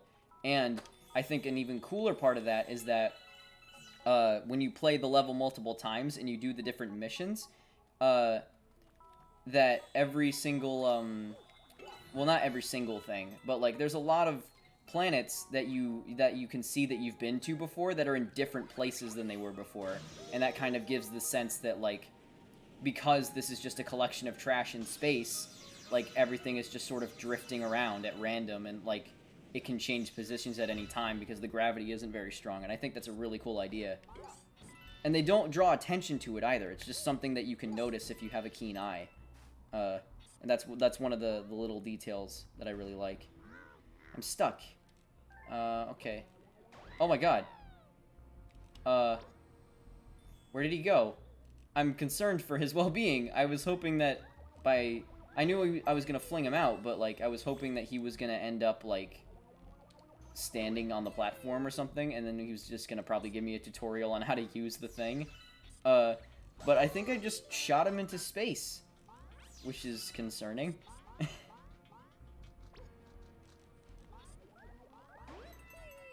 Okay, land. Okay.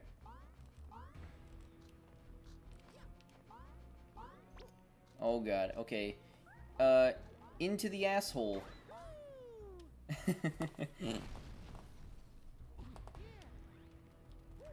Alright, let's get you out of there. And let's take care of this guy. I've always really liked, for some reason, I think it's really satisfying when bosses like this just have, like, big, like, bulges that you get to pop. Like, and it doesn't look, like, gross, it doesn't look like you're popping a pimple or something. But, I don't know, there's just something satisfying about it, and Nintendo tends to do that a lot with their bosses. Okay.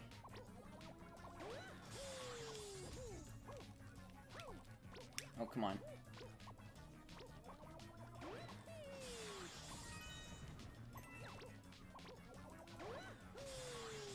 Typically, I try to get 2 of those at once, but it's not always easy to angle yourself perfectly. Oh shit! I'm right in his line of fire. I also always like that a lot of the bosses like tend to laugh when they hit you, like they've done something good. Like Dino Piranha does that, I know, and this guy does that a little bit. I just always thought that was kind of funny. Like they're like taunting you. I don't think you even really need to get the smaller ones. I think it's just the bigger one. Yeah. And then I guess the smaller ones, just getting them makes it a little easier for yourself. I thought it was possible to get 2 of these at once, but I don't think it actually is. I think you need to do it one at a time. There he goes! Cool. That spiderweb effect looks really good. This game just looks really good. For a game that came out like 2 console generations ago, it still holds up really, really well. Alright, let's go to Battle Rock now. Thank you very much. I gave it my all, and it paid off. New chapter to the storybook. Oh, another Hungry Luma? I don't think we're gonna get to any of those 3 Hungry Lumas. Alright, since we're already here, we'll do the Battle Rock mission, and then we'll go read the storybook after. We'll definitely read the storybook, hopefully, I mean, I don't think we're going to end up finishing the storybook, unfortunately, because we won't have enough stars to do it, and I'm not going to 100% this game on the stream, but, we will go read what we have left before we go fight Bowser. Top Maniac. God, I love that. The Maniac's in the mailbox.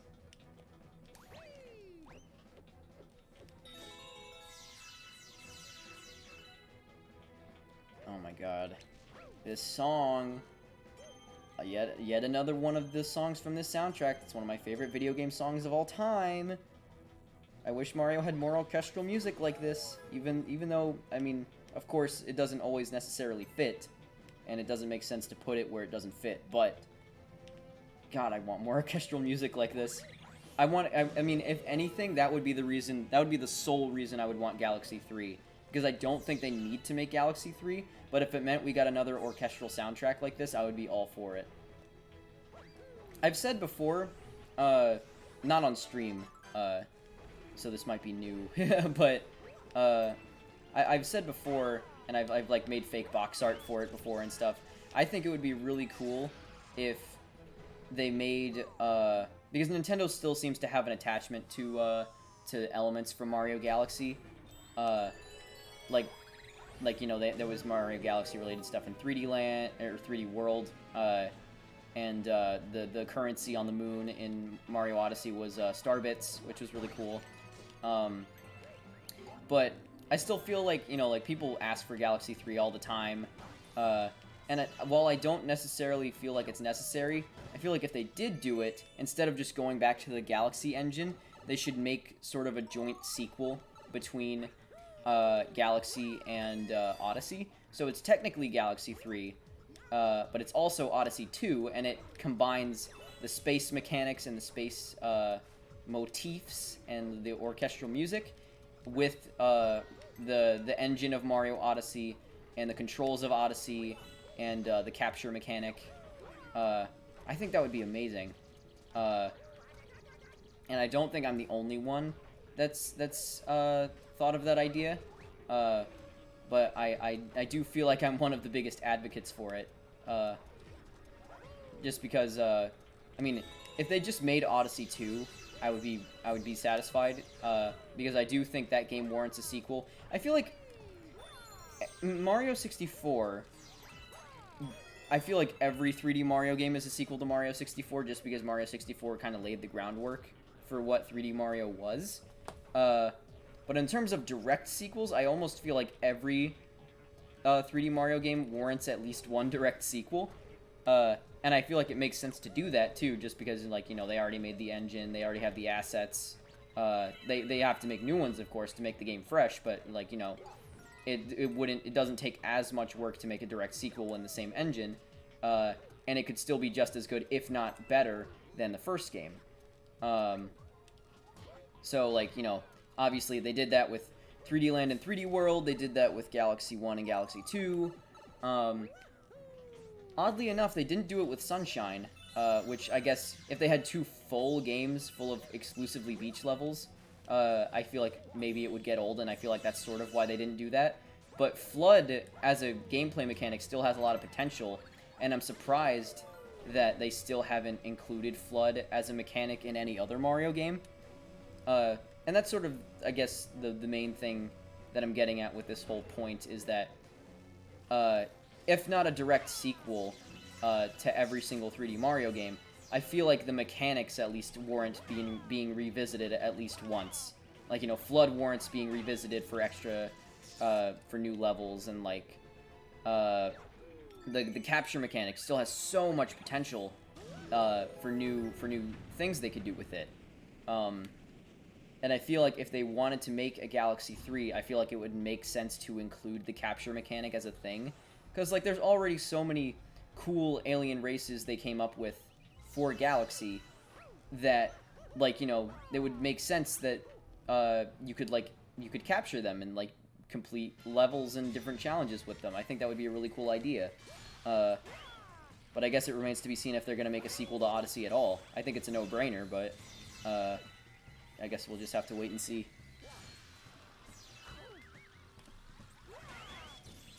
Alright, I think I only need to... I think this guy is a is one of those classic 3-hit bosses. Yeah, he's a little bit of a pushover. As threatening as his setup is, he's not very hard. Okay, I think I only need 1 more Power Star. 1 or 2 more Power Stars to get to the end.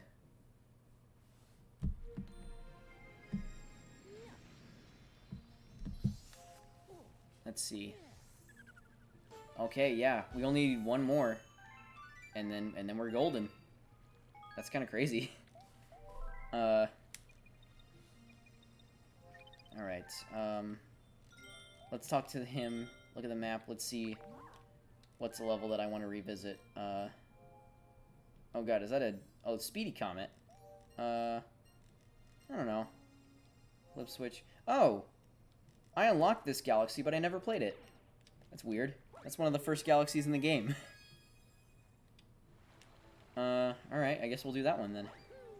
And then that's it. And then we'll play Bowser, and then that'll be it for Galaxy, and I'll be very sad. But that's okay, because we have Galaxy 2, so I essentially get to play a double-length Galaxy. I essentially get to play 2 games worth of Galaxy. And as much as I prefer the atmosphere of this game and the presentation of this game, Galaxy 2 has some phenomenal levels and some phenomenal music, and it has the same mechanics. So I don't have to be sad that it's over just yet.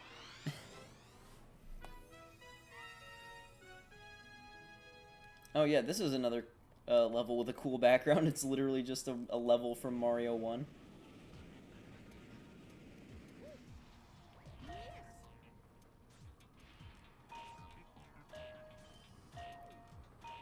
Oh boy.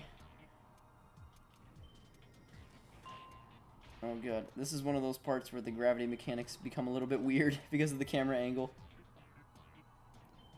And even though there are certain parts of this game where the gravity makes it a little bit hard to determine where you're gonna go when you control yourself, and like you don't always go the exact direction that you want to, I feel like they handled it really, really well.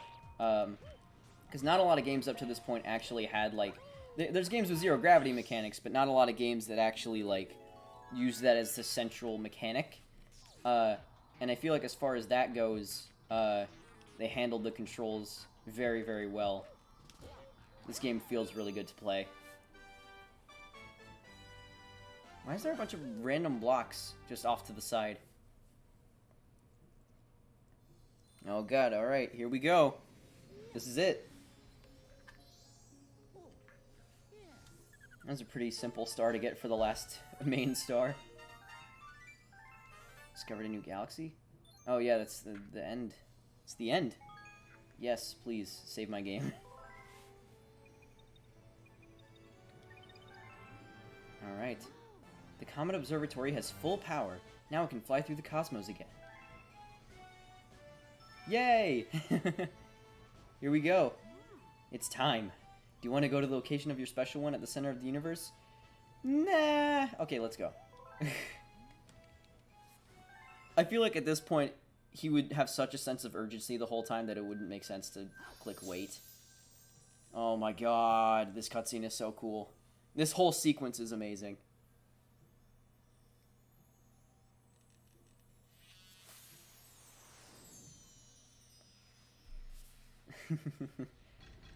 Yeah, this is the first and only, well, not only, I guess Starship Mario moves around, but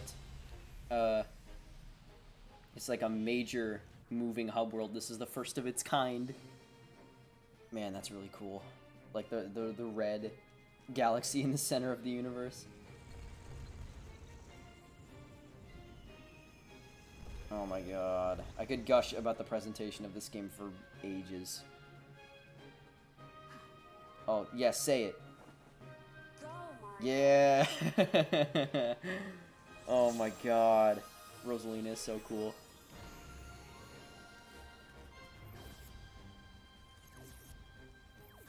Go! He looks like he's going pretty slowly, considering how urgent the situation is.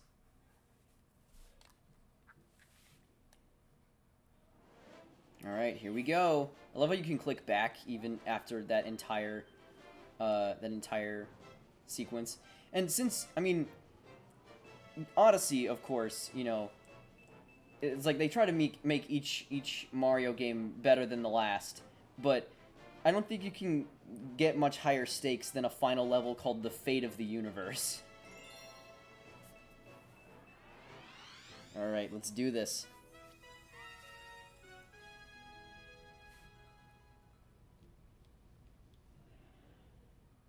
Also, very cool touch that you don't actually fly into the level, because you walk in through the front door of Peach's castle, through a wormhole, so it's cool that you just walk onto the level.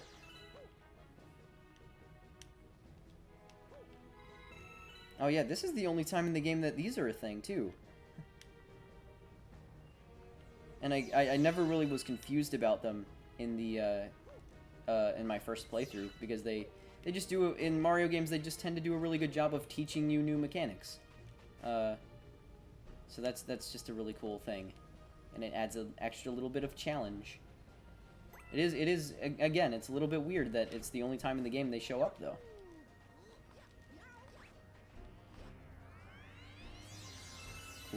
Cool. Let's go.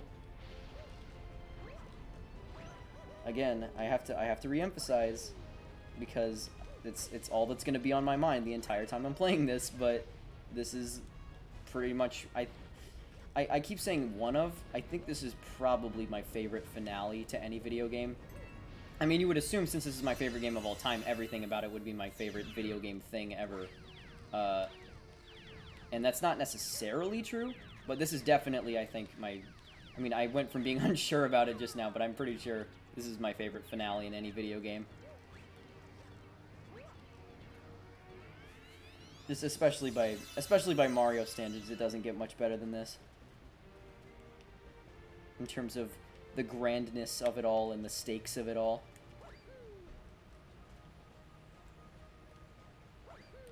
Oh god, I almost landed in the quicksand. Gonna try to beat this final level without dying. And I've played it enough times to where I feel like that won't be too hard. But I still don't want to eat my words later on. So, trying not to get too cocky.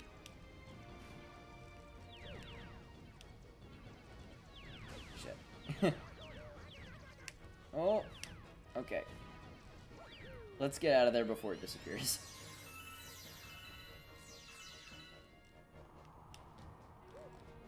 Alright. Get me a coin, please.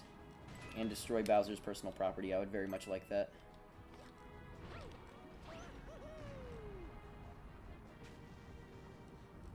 I wish they still made the sounds. Shit. It's hard to maneuver Mario when he's on fire on these little tiny platforms.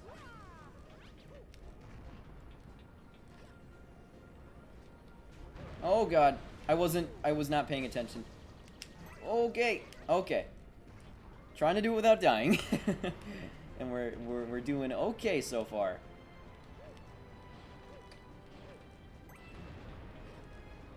That's sort of a universal problem with every video game, is that as cool as the finale might be, the more times you have to replay it, I guess the more the weight is taken away from it.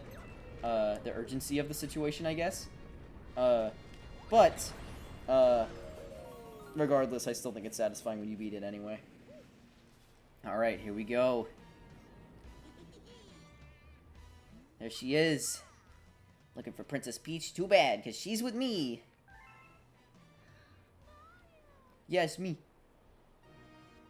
Oh my god. That freaking pose. She's like, please God, let him live. Alright. Let's go.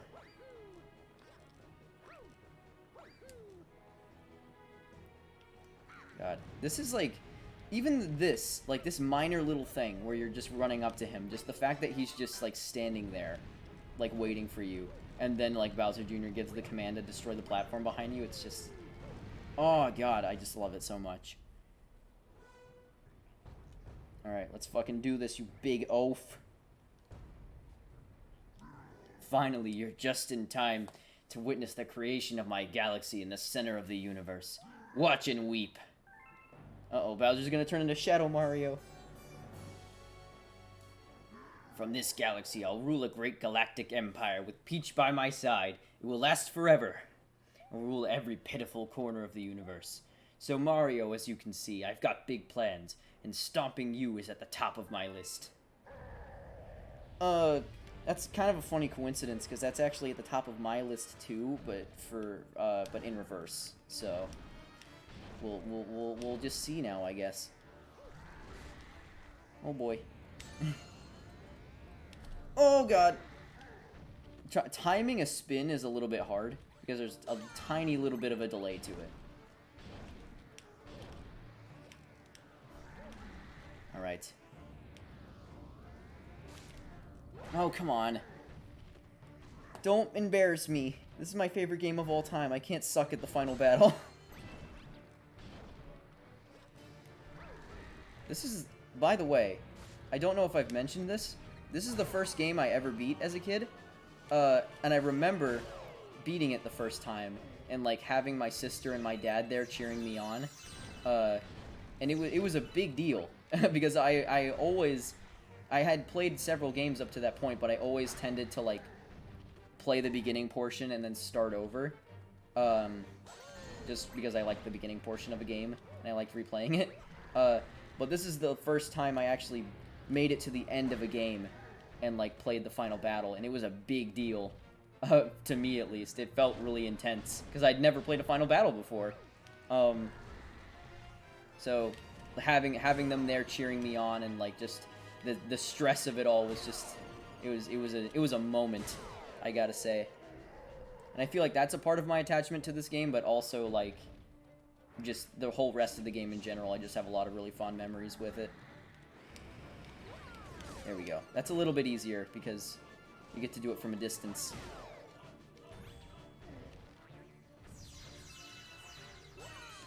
Oh god.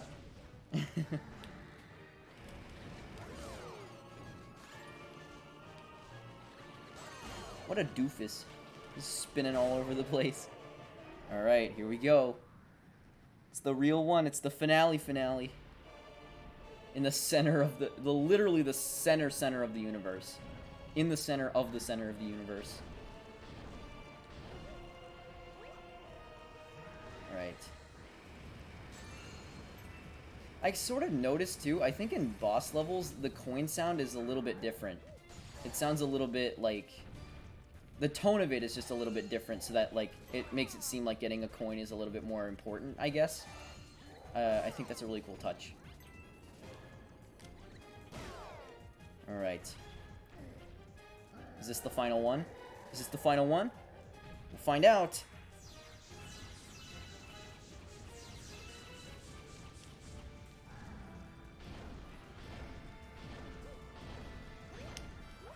Oh god. Holy shit!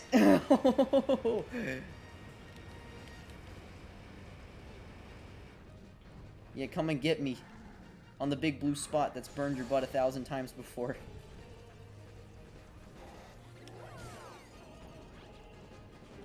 Alright, let's do it. Ugh! Yes! We did it! Oh, there he goes. I love how he doesn't even say anything. He's just like, fuck. Also, that's pretty dark. That's pretty gruesome. But I think Bowser is immune to lava because he's been thrown in lava a million times before. And even, like, he appears again after that. So, I don't know. Maybe he's just making the Magic Koopas use black magic to keep bringing him back to life. Yay! The final Grand Star. And I can set the controller down. Well, actually, maybe I should still hold it, because I think there's, like, vibrations in the last, cutscenes.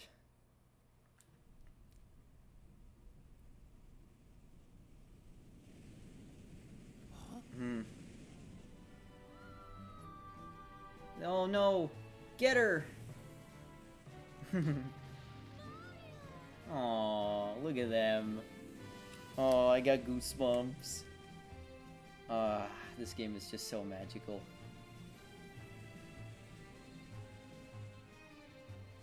The good egg theme, too, just is fantastic for that scene. And here comes probably, like, the darkest Bowser defeat scene in any Mario game.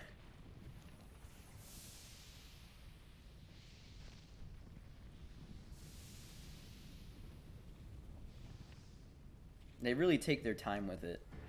And, like, this is just, it's just dark, dude.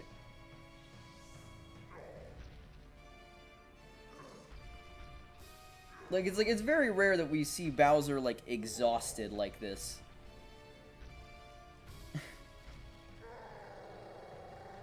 Damn.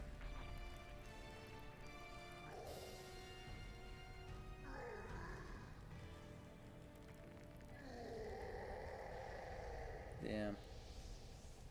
That shot.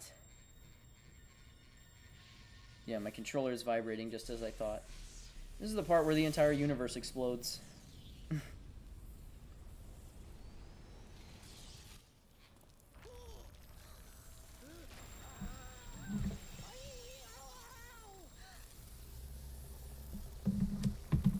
man.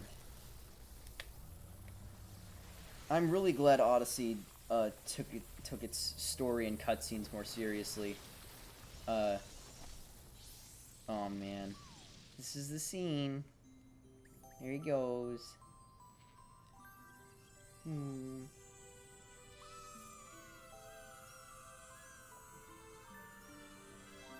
I don't think I fully gathered this when I was a kid, but, like, all the Lumers are, like, sacrificing themselves here to save the universe, and that's really sad.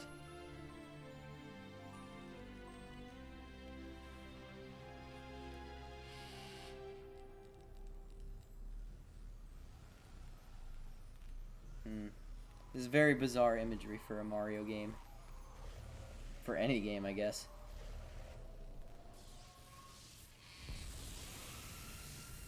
The second Big Bang in the Mario universe.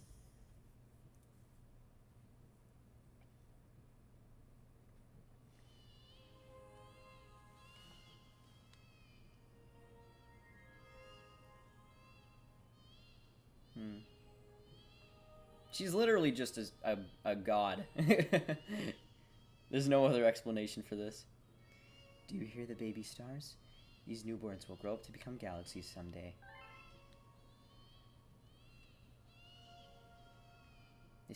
He's like, they sound like me when I was in Yoshi's Island. When stars die, they turn to stardust and scatter across the cosmos. Eventually, that stardust reforms to create a new star, and so the cycle of life continues.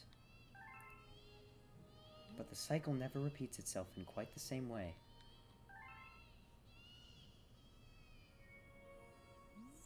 So, you'll see. In Super Mario Galaxy 2. I just realized I forgot to read the new storybook chapter before we did the final boss. Which is a little bit of a bummer, but it's okay. Because I don't think we would have finished the storybook anyway. So we would have left off on a cliffhanger anyway. There he is.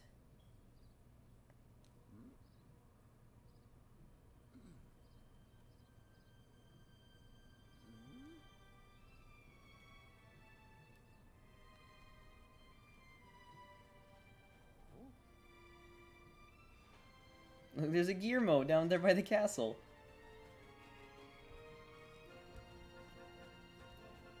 Yay.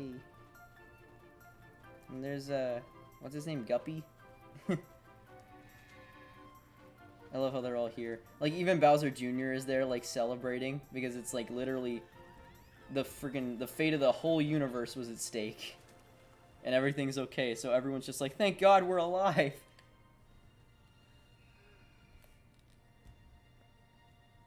And there they are. Bowser's like, I'll never do that again until, like, a few days from now when Galaxy 2 happens. I love how Peach just looks at him like, you that silly guy. Try to take over the universe.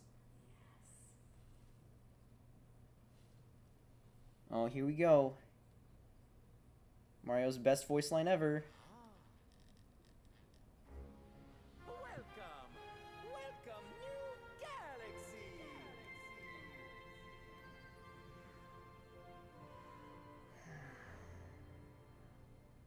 Wow. That game is a fucking masterpiece.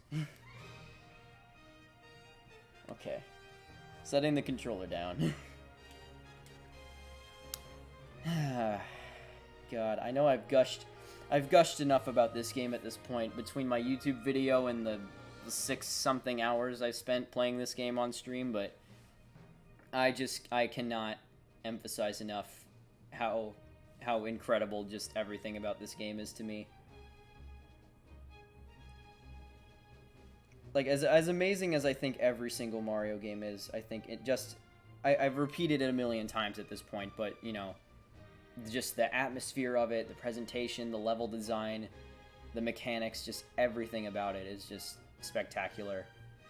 And this is definitely the Mario game I find myself returning to the most, because of all that stuff. And I return to all the Mario games pretty often, more so than other games, but... yeah, it's the top of the tops for me.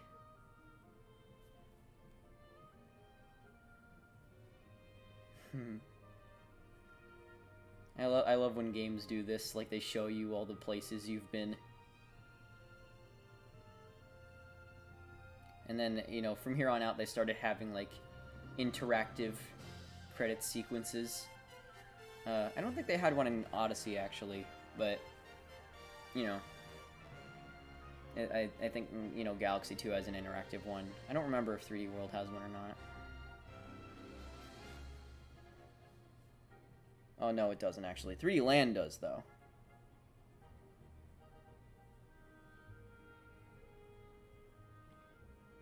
Dude, all the freaking people on the movie scene team, great job.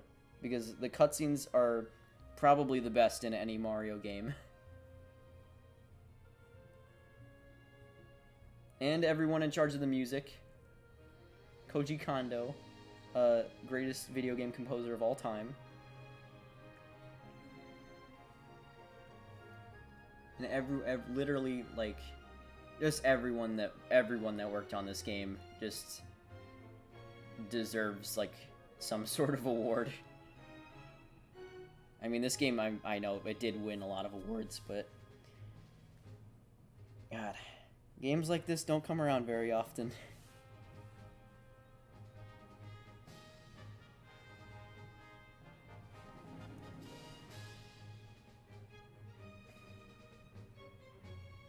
Didn't play a whole lot of that level. Didn't play a whole lot of Dusty Dune. Dude, I want to be a part of Super Mario Club. What does it take to get into Super Mario Club? Because I don't care what it takes, I will do it. Oh, we didn't do Bouldergeist. Shit, that's one of my favorite bosses. God, maybe I'll have to do a bonus stream where I 100% this game.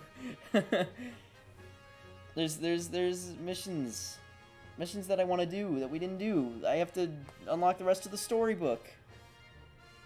I don't know. Oh, Bowser in the Rock. If I come back to this game, it'll be later on. I obviously got to get through the other Mario games first. We only have 3 left. Oh, Satoru Iwata. I wish he was still with us. Everyone that worked on this game is fantastic. Is a fantastic person as far as I'm concerned. The end. William, I will. I want to. And I don't know how soon it will be. But I would very much like to. The new chapter's been added to the storybook. Oh shit, did I talk over... My volume's down a lot because I don't want it to echo too much. But I think I talked over Mario saying thank you so much for playing my game. No! Well, you're welcome, Mario. I very much enjoyed it. Thank you for being a part of it. New chapter's been added to the storybook. Purple comment has appeared. Yes, please. What if I hit no? Like, that'd be... no. You don't do that. You don't hit no at that part. Alright. Well, it was a very fun ride. It was a very emotional ride for me. Thank you very much for tuning in for this Super Mario Galaxy stream. I can't wait to get into Galaxy 2 Friday, 2 p.m., just like always. Thank you very much for being a part of this. Honestly, I think this whole collective stream is probably my favorite one I've ever done. I feel like I've progressed a lot in terms of streaming over the course of Mario Mayhem. But, you know, this game is very special for me, and I'm glad I was able to take you along for the ride. So, thank you very much for watching. Somebody is making, like, tea or something downstairs, and they are not taking it off the kettle, so... Okay. I have no idea whether you could hear that or not, but it was pretty loud to me. But thank you very much again for being a part of this. And I hope you'll join me for Galaxy 2. But until then, take care of yourself. I hope you have a good one. And hopefully, I will see you next time. Goodbye.